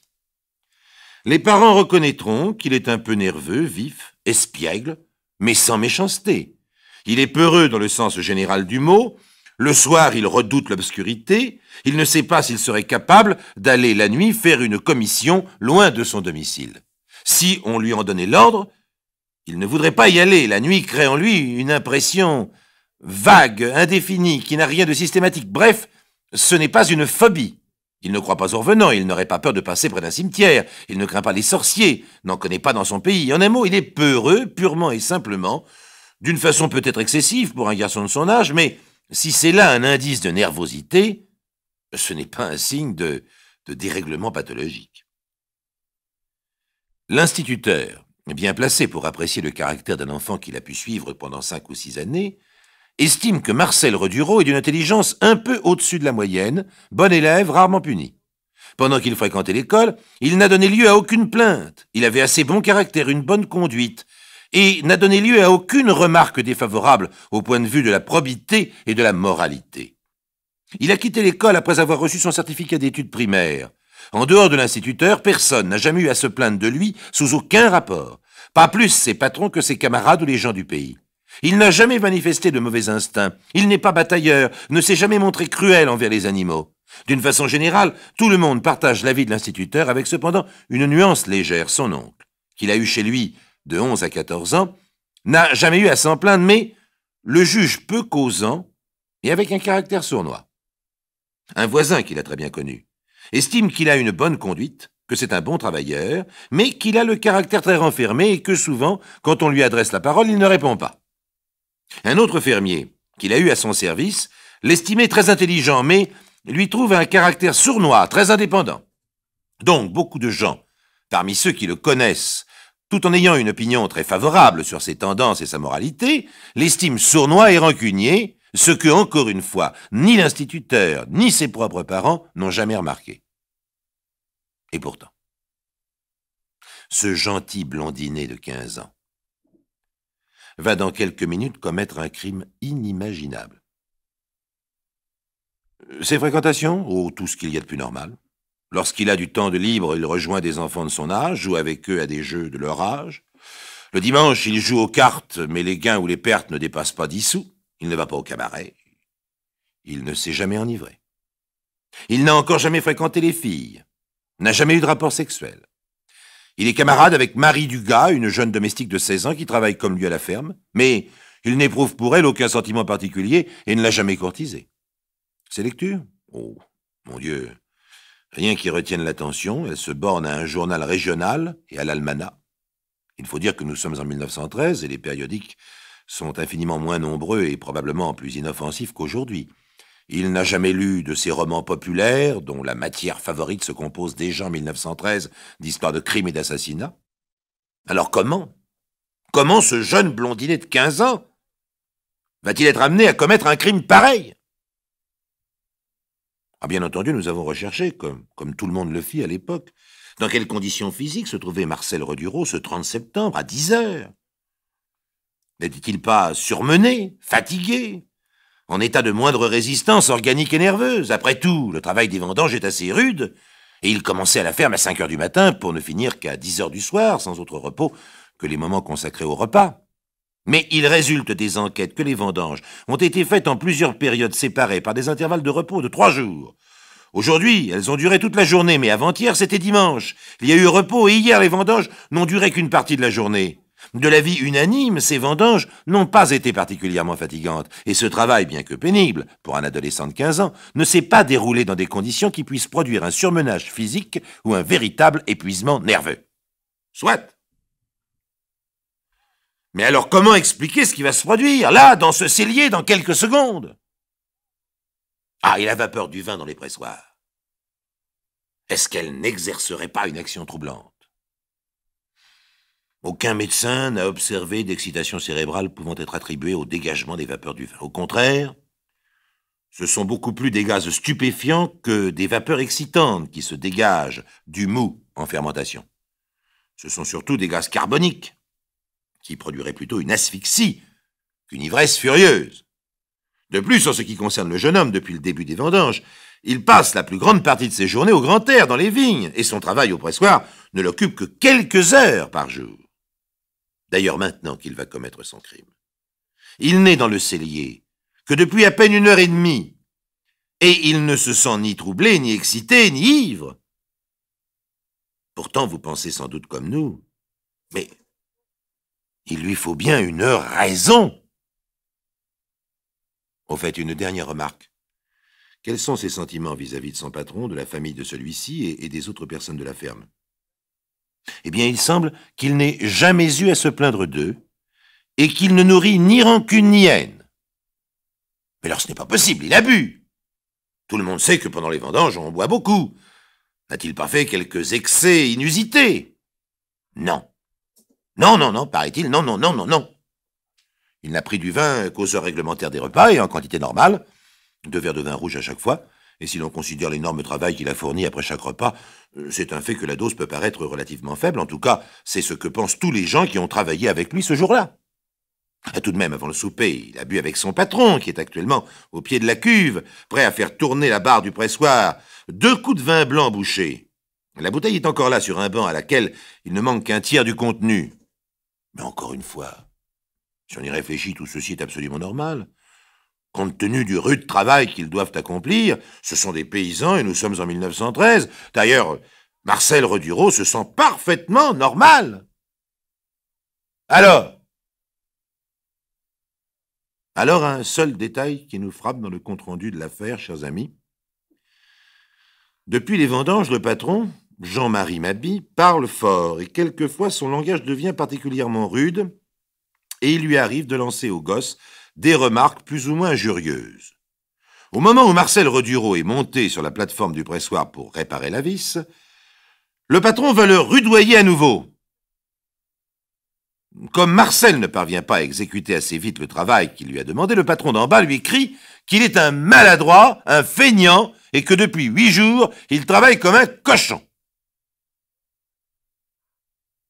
Alors, l'incroyable se produit. Marcel Redureau, d'un bond, descend du pressoir, atterrit derrière son patron, s'armant d'un pilon qui est à sa portée, une pièce de bois qui ressemble très exactement au massue dont sont munis les statues des héros antiques. Il frappe plusieurs coups sur la tête de l'homme qui lâche la barre et tombe sur le sol. Une extraordinaire tuerie vient de commencer.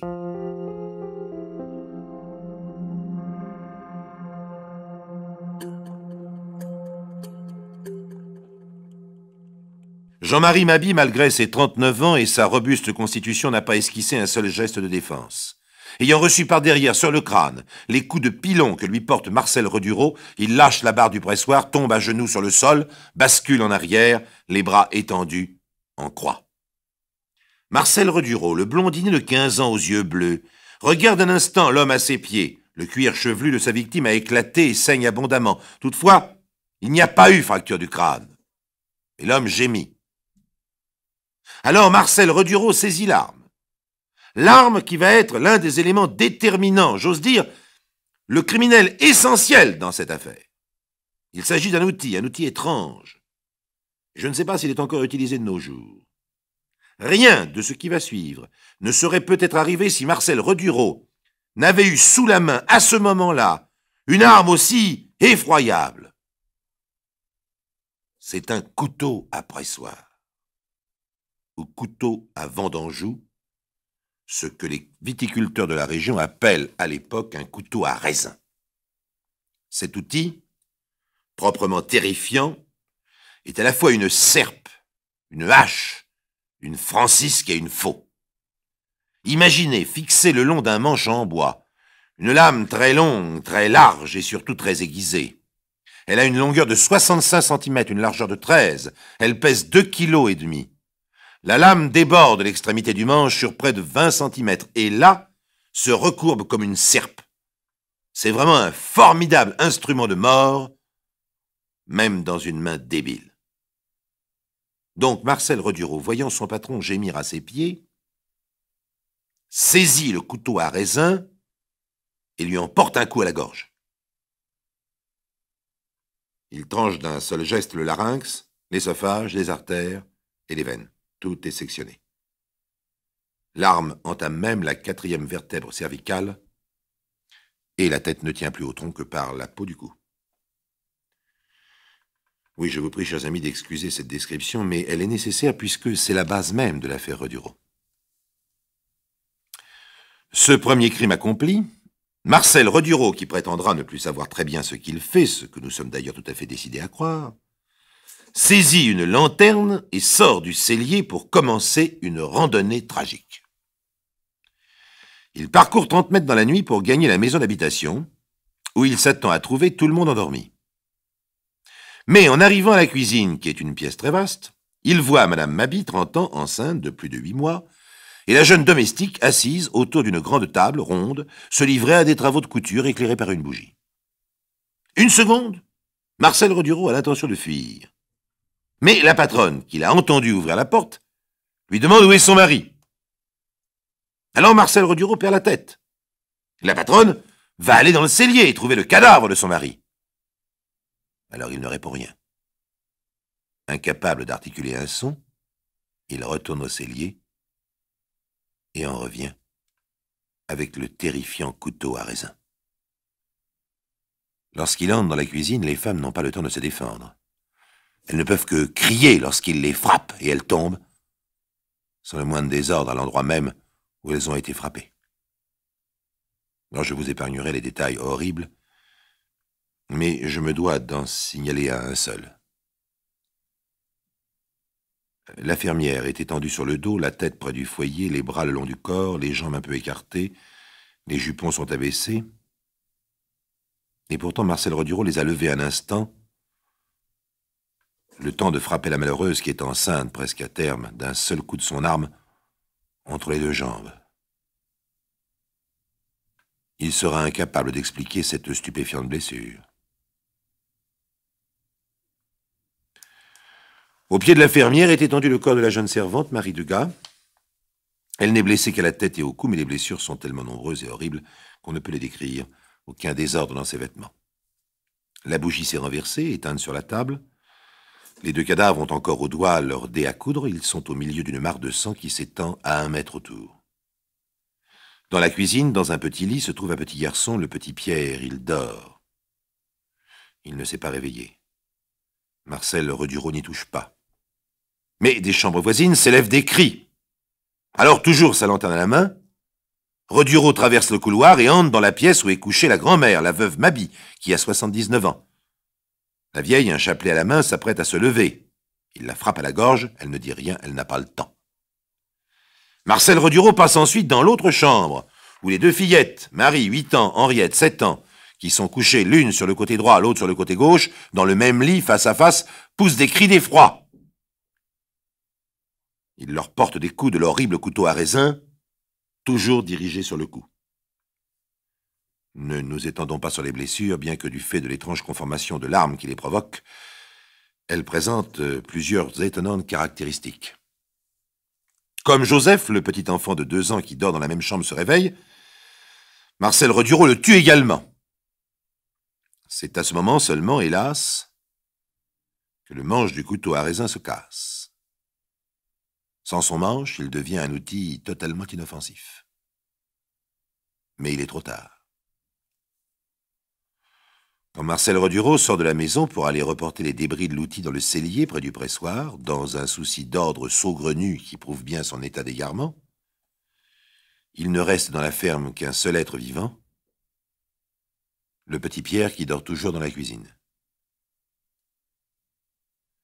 Après avoir déposé le couteau et son manche brisé dans le cellier, Marcel Redureau monte à sa chambre, s'assoit sur le lit. Peu à peu, il reprend son sang-froid, comprend la gravité du crime effarant qu'il vient de commettre. En quelques minutes, il vient de tuer 7 personnes. Est-ce du regret, du remords, de la peur, ou les 3 à la fois? Au bout d'1 heure, il descend de sa chambre, parcourt 50 mètres, et entre lentement dans l'étang pour se suicider. Mais lorsque l'eau lui arrive à la poitrine, le courage lui manque.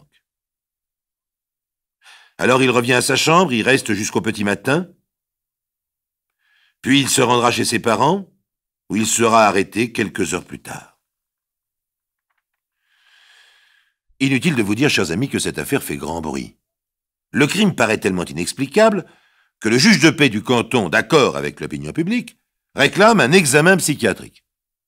Devant les spécialistes, l'attitude de Marcel Redureau est celle d'un enfant intimidé. Ils ont de la peine à lui faire lever les yeux. Il parle d'abord à voix basse, et presque uniquement par monosyllabes. Mais en insistant, ils obtiennent des réponses plus explicites et il répond pertinemment à toutes les questions qu'on lui pose. Il est bien orienté dans le temps et l'espace, fait preuve dans ses paroles d'intelligence et de bonnes connaissances primaires relativement à l'histoire, la géographie, la grammaire, le calcul. Toutes les réponses qu'il fait au sujet de sa vie passée, de ses patrons, de son travail, de ses salaires, sont exactes ou plausibles. Pendant ses mois de prévention à l'infirmerie de la maison d'arrêt de Nantes, il participe à la vie commune et se plie à la règle comme les autres détenus. Le gardien-chef de la prison prétend que néanmoins Marcel Redureau lui paraît dissimulé et sournois. Il se tiendrait sur ses gardes et répondrait tout juste aux questions qu'il lui pose. Mais il dort bien, mange bien, n'a pas l'air effrayé de son affaire. Le gardien-chef ne peut dire si l'accusé regrette son acte, mais il l'a vu pleurer après une visite de son avocat. En réalité, il lui arrive de pleurer beaucoup plus souvent.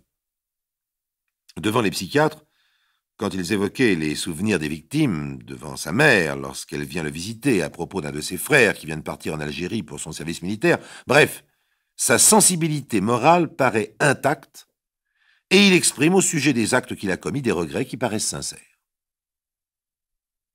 Alors, quelle explication donne-t-il à son crime? La colère. Et vous m'avez bien entendu. Tout simplement la colère. Son patron l'a mis dans une telle colère qu'il l'a tué. Ensuite, il a perdu la tête et voulu faire disparaître tous les témoins. La patronne, parce qu'elle allait découvrir son mari dans le cellier. La servante, parce qu'elle était avec la patronne. La grand-mère, parce qu'elle s'est réveillée. Les 2 fillettes et le bébé, parce qu'ils criaient. Il n'a pas touché au petit Pierre, parce qu'il dormait et qu'il n'a rien dit. Il est incapable d'expliquer la violence et la multiplicité des coups.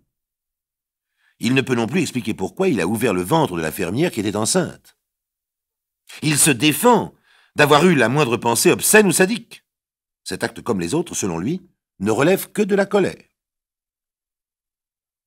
Dans ces conditions, les psychiatres, convenant qu'il n'était pas en état de démence, qu'il a eu pleine conscience des faits accomplis et de leurs conséquences, ne constatant chez lui aucune anomalie mentale ou psychique, le déclarent parfaitement responsable et il comparaît devant le tribunal.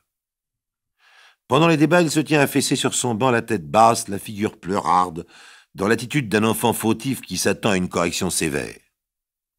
Selon la déposition d'un témoin qui déclare que Redureau lui aurait dit qu'il n'aimait pas ses patrons, qu'ils étaient bons à tuer, et que s'il n'y avait que lui, il les tuerait tous, le gosse semble s'éveiller. Outré et furieux, il prononce de formelles dénégations.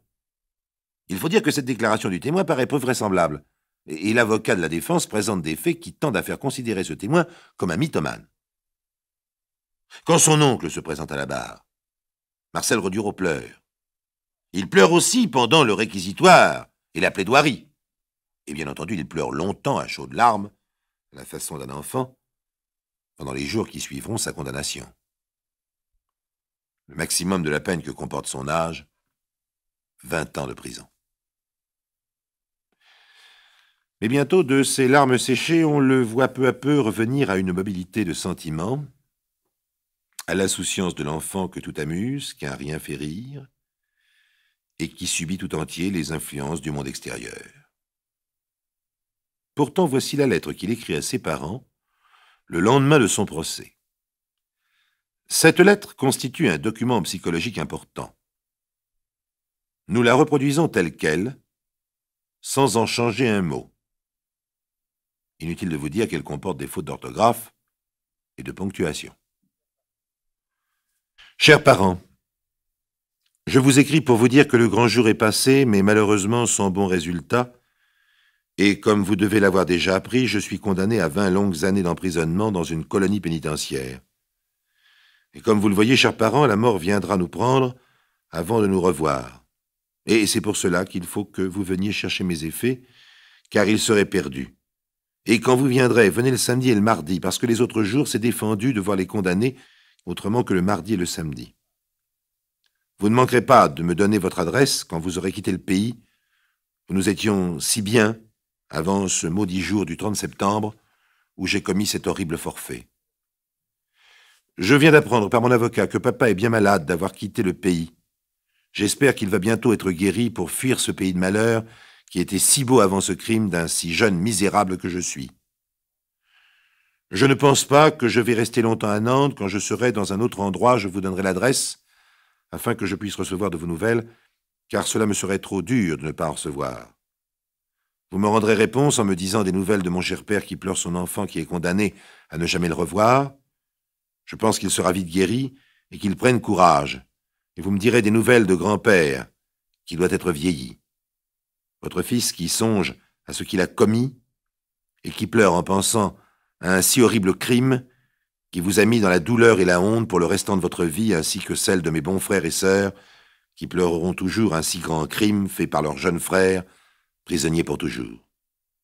Votre fils, qui embrasse en pleurant ses bons parents, qui sont à jamais et pour toujours éloignés de lui, Marcel Redureau. Notre conclusion ? Certes, Marcel Redureau était un enfant normalement constitué, tant sur le plan physique que physiologique et psychiatrique. Mais, puisqu'il a accompli un geste totalement anormal, c'est qu'il a eu, au moins pour le temps de son crime, un processus psychique anormal. C'est la susceptibilité de Redureau qui s'est trouvée excessive à un moment donné. Pourquoi ? Parce que, bien que cela ne soit pas apparu au psychiatre, Redureau devait refouler un sentiment sans doute inconscient de brimade, de frustration, d'injustice. À ce moment de l'adolescence, les garçons sont tellement sensibles à ces blessures qu'un rien peut les faire basculer dans une attitude de combativité et d'agressivité exagérée. Or, malgré tout ce qu'on a dit, les vendanges, c'est les vendanges. Certes, il n'a pas bu exagérément, mais il a bu. Certes, il n'était pas exagérément fatigué, mais il était fatigué. Il n'était peut-être pas surexcité, mais il était excité. Ceci s'ajoutant à cela, il était à la limite de son équilibre. Si vous y ajoutez l'évidente exaspération, l'évidente fatigue, l'évidente excitation du patron après 15 jours de vendange, et les gros mots et les injures, on peut commencer à comprendre qu'une injure de plus ait provoqué cette colère monstrueuse. Tout simplement parce que Marcel Redureau vivait à ce moment-là l'instant critique de son adolescence, Cet instant qui peut se présenter à tout moment, qui généralement passe inaperçu, parce qu'il se passe bien, et qu'on ne discerne donc que lorsqu'il est déjà trop tard.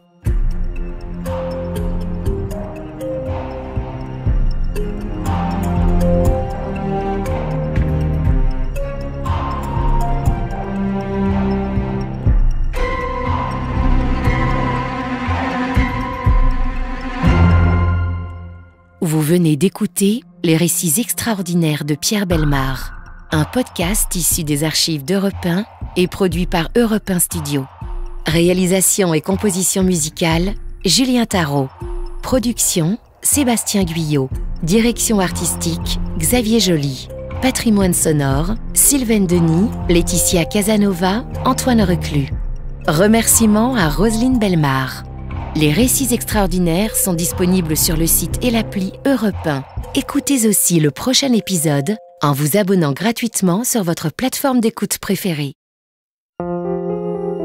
Bienvenue dans les récits extraordinaires de Pierre Bellemare. Un podcast issu des archives d'Europe 1. Si nous avons rendez-vous aujourd'hui pour un dossier extraordinaire, aujourd'hui dimanche, c'est, vous le pensez bien, mes chers amis, qu'il ne s'agit pas vraiment d'un dossier comme les autres. Tous les jours de la semaine, nous vous racontons une histoire vraie, une histoire qui est réellement arrivée à des hommes ou à des femmes. Or, je vous le dis tout de suite, dans notre dossier d'aujourd'hui, non seulement rien n'est vrai, mais rien n'est vraisemblable. Nous allons entrer dans le domaine du rêve, dans le domaine du fantastique. Ce sont deux films qui nous y invitent. L'un d'eux est vieux de 43 ans, et sa sortie en 1933 fut un événement dans l'histoire du cinéma.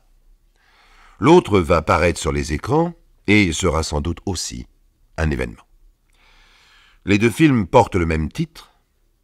C'est un nom qui fait à la fois frémir et rêver. King Kong. Oui, nous avons choisi aujourd'hui de vous parler de King Kong. Et si nous l'avons fait, c'est que l'aventure de ce grand singe du passé est en fait un problème humain et que cette histoire imaginaire est à sa manière une histoire vraie.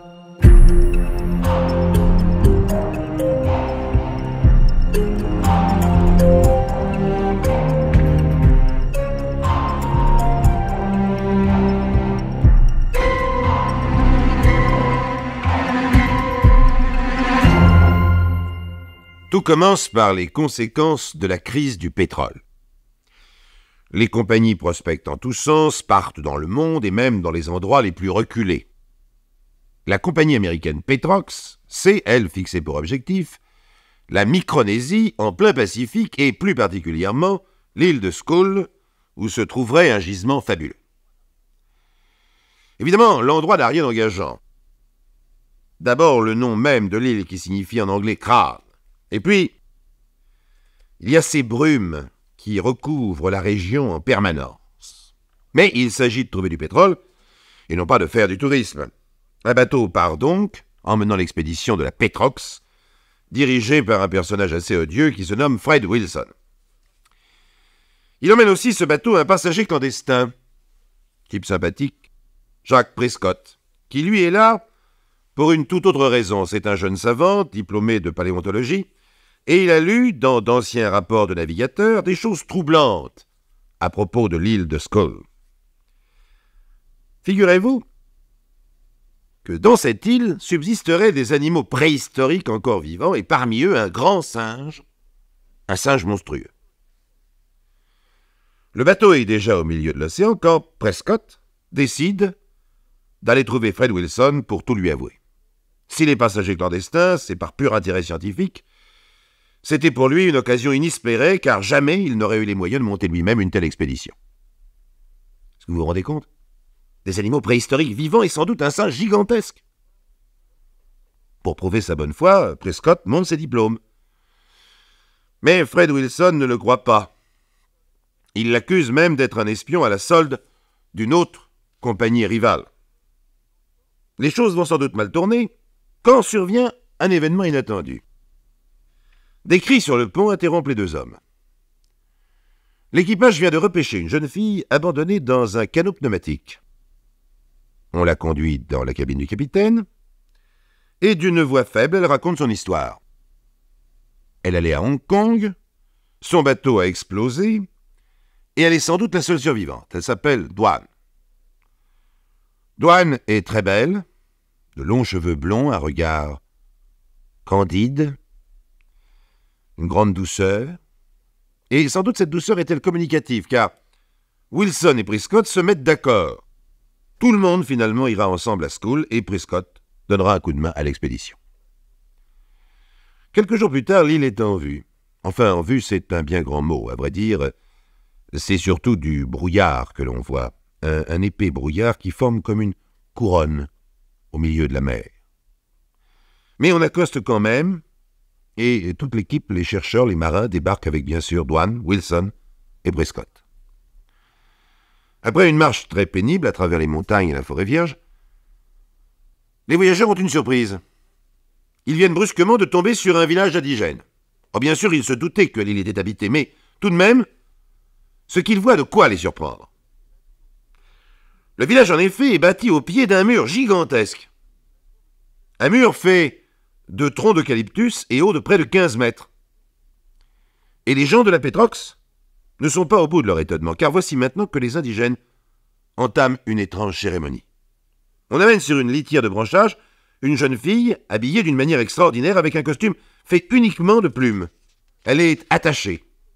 Et soudain la porte s'ouvre, car il y a une porte au milieu du mur, une porte gigantesque elle aussi. On dépose de l'autre côté, sur un autel, la jeune indigène qui hurle de terreur, et on referme précipitamment. Alors tout le monde se met à danser, un chant étrange s'élève, avec une seule syllabe qui revient inlassablement « Kong, Kong, Kong, Kong ». Fred Wilson, le chef de l'expédition, décide de ne pas s'attarder. Après tout, ils sont là pour trouver du pétrole. Tout ce que peuvent faire les indigènes ne les regarde pas. Mais ce n'est pas l'avis de Prescott, qui lui reste sur place. Maintenant, il est sûr de ne pas s'être trompé. D'abord, pourquoi cette palissade? Sinon pour se protéger d'un terrible danger. Et puis, il y a ce nom que viennent de prononcer les indigènes, Kong. Or, les manuscrits qu'il a lus appelaient précisément le singe monstrueux King Kong. Prescott sent qu'il est tout près du but, et il s'enfonce dans la jungle. Laissons donc Prescott et revenons à Dwan, qui commet en cet instant précis une grave imprudence. Elle a laissé les hommes partir devant elle, et elle s'attarde au bord d'un ruisseau. Or, les indigènes l'avaient suivie. Dès qu'elle est seule, ils l'enlèvent et l'entraînent au village. Et la scène de tout à l'heure se reproduit exactement de la même manière, mais cette fois, c'est Dwan, la victime. Dwan est revêtue d'une robe à plumes et attachée sur une litière de branchage. On ouvre la gigantesque porte, on la dépose sur l'autel et on referme précipitamment. Un grand silence se fait, tout le monde attend. Alors on entend au loin un bruit sourd, un bruit pesant. Puis les branches se brisent. Ce bruit se rapproche peu à peu. Et en même temps on distingue le souffle d'une énorme respiration. Les danses reprennent phonétiquement, avec la même incantation, la même syllabe inlassablement répétée. Kong, Kong, Kong. Dwan, qu'on a jetée sur le sol à moitié inconsciente, sent qu'une ombre s'approche d'elle et la recouvre tout entière. Elle lève les yeux. C'est un singe immense qui fait plus de 10 mètres. Le monstre se penche vers Dwan qui s'évanouit. Nous voici donc enfin, mes chers amis, en présence de King Kong. Et je pense qu'il nous faut ouvrir une rapide parenthèse à propos du film. Car dans les deux versions, dans la seconde bien entendu et dans la première, ce qui était extraordinaire pour l'époque, King Kong n'est pas un trucage photographique, c'est bel et bien un automate grandeur nature. Dans le second film, par exemple, King Kong mesure 13 mètres. Il pèse 6 tonnes et demie.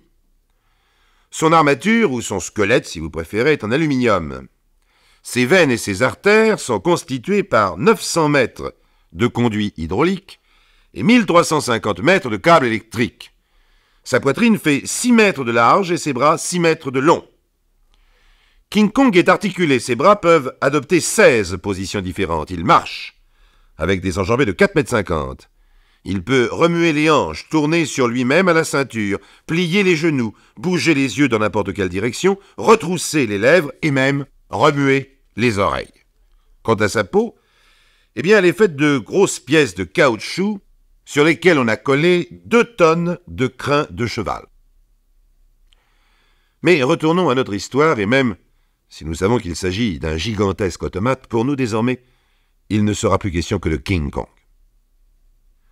S'étant aperçus de la disparition de Dwan, les hommes de la Petrox sont retournés au village. Prescott est là, lui aussi. Tous ont immédiatement compris. Et malgré le danger, Prescott bondit vers la porte et l'ouvre. King Kong n'est plus là. Tout le monde se met à sa poursuite. Et pourtant, contrairement à ce que pensent les autres, King Kong n'a fait aucun mal à Dwan. Tandis qu'elle était évanouie, il l'a cueillie délicatement entre ses doigts, il l'a emmenée dans son repère, il l'a laissée se reposer toute la nuit, et il l'a regardée en faisant le moins de bruit possible.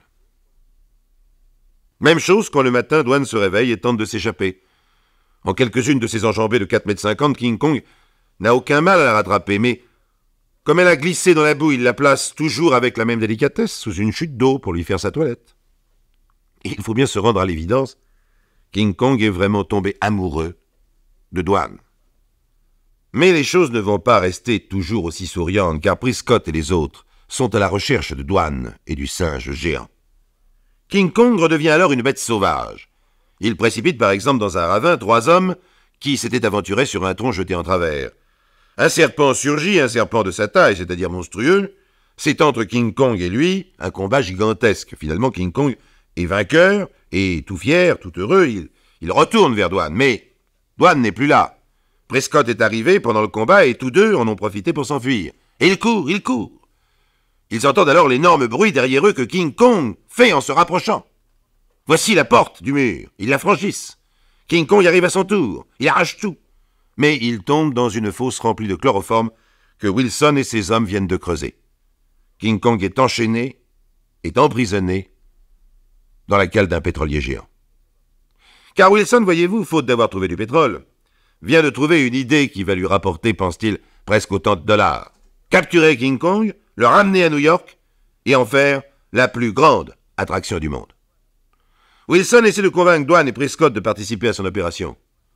Dwan commence par refuser, il faut laisser King Kong dans son habitat naturel. De même, les indigènes ont besoin de lui, bien sûr. C'est une présence terrifiante, mais sans cette présence, ils seront perdus. Voyez-vous, Dwan a vu juste. King Kong est nécessaire aux indigènes. D'un côté pour eux, il y a la partie interdite, la forêt avec ses forces monstrueuses, au milieu le mur, qu'on ouvre à intervalles réguliers pour communiquer par des sacrifices, et enfin le village, la vie organisée justement sur cet équilibre, ce compromis avec les forces mystérieuses. Sans faire de psychanalyse, ne peut-on pas penser que l'île de Skull est peut-être à l'image de chacun de nous, avec d'un côté le fond obscur, l'inconscient, les forces sauvages de l'instinct, et de l'autre le moi social, et entre les deux une barrière, un mur, qu'on édifie à grand-peine. King Kong, qu'on emporte finalement sur le bateau de la Petrox, est déjà un mythe, le symbole de la force brutale, bestiale, qui se trouve entre nous tous. Mais laissons là l'île de Skull, abandonnons les indigènes à leur malheur, car une toute autre aventure se prépare. King Kong, la bête sauvage, est en route vers la civilisation, et il va prendre maintenant une autre dimension, devenir un autre mythe.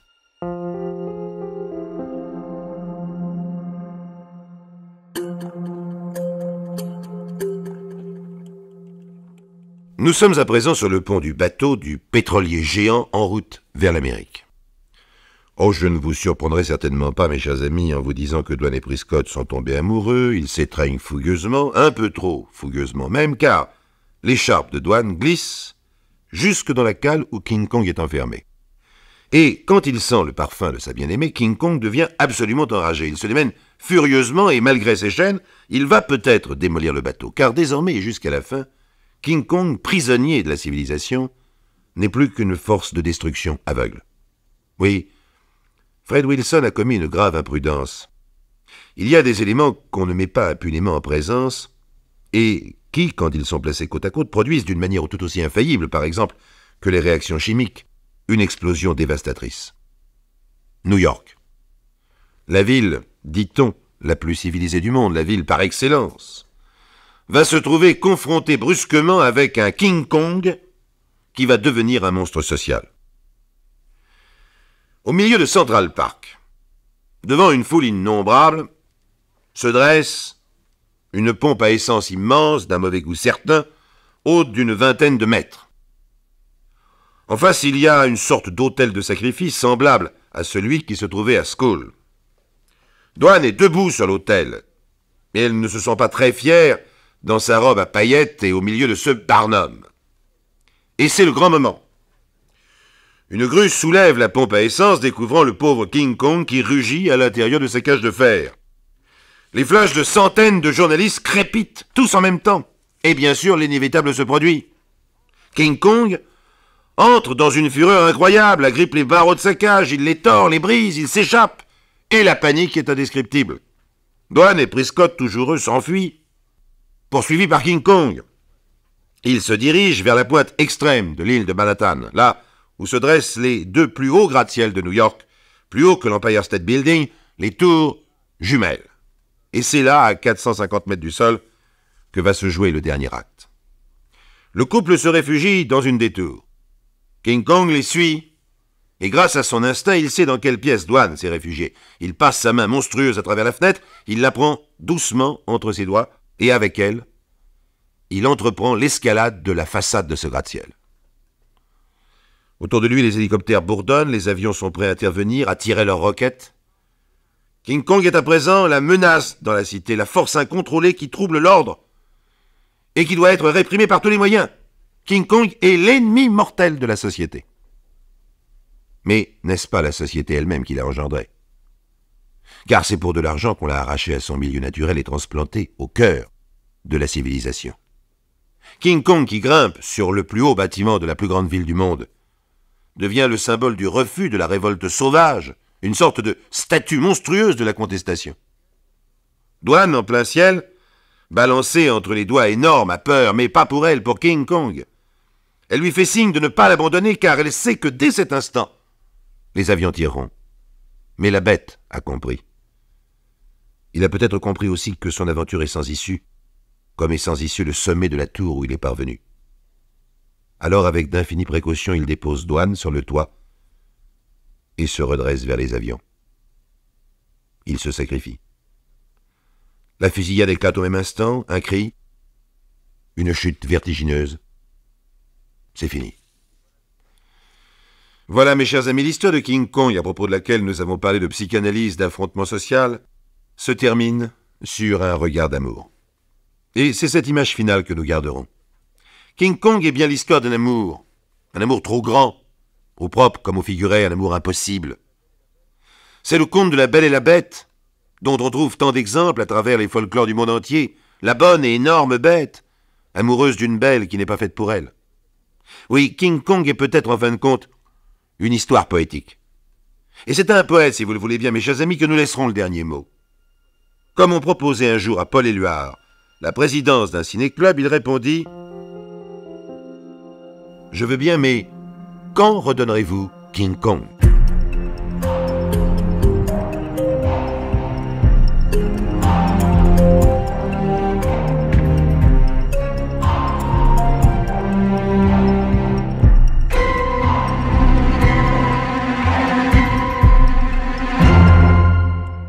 Vous venez d'écouter Les récits extraordinaires de Pierre Bellemare, un podcast issu des archives d'Europe 1 et produit par Europe 1 Studio. Réalisation et composition musicale, Julien Tarot. Production, Sébastien Guyot. Direction artistique, Xavier Joly. Patrimoine sonore, Sylvaine Denis, Laetitia Casanova, Antoine Reclus. Remerciements à Roselyne Bellemare. Les récits extraordinaires sont disponibles sur le site et l'appli Europe 1. Écoutez aussi le prochain épisode en vous abonnant gratuitement sur votre plateforme d'écoute préférée.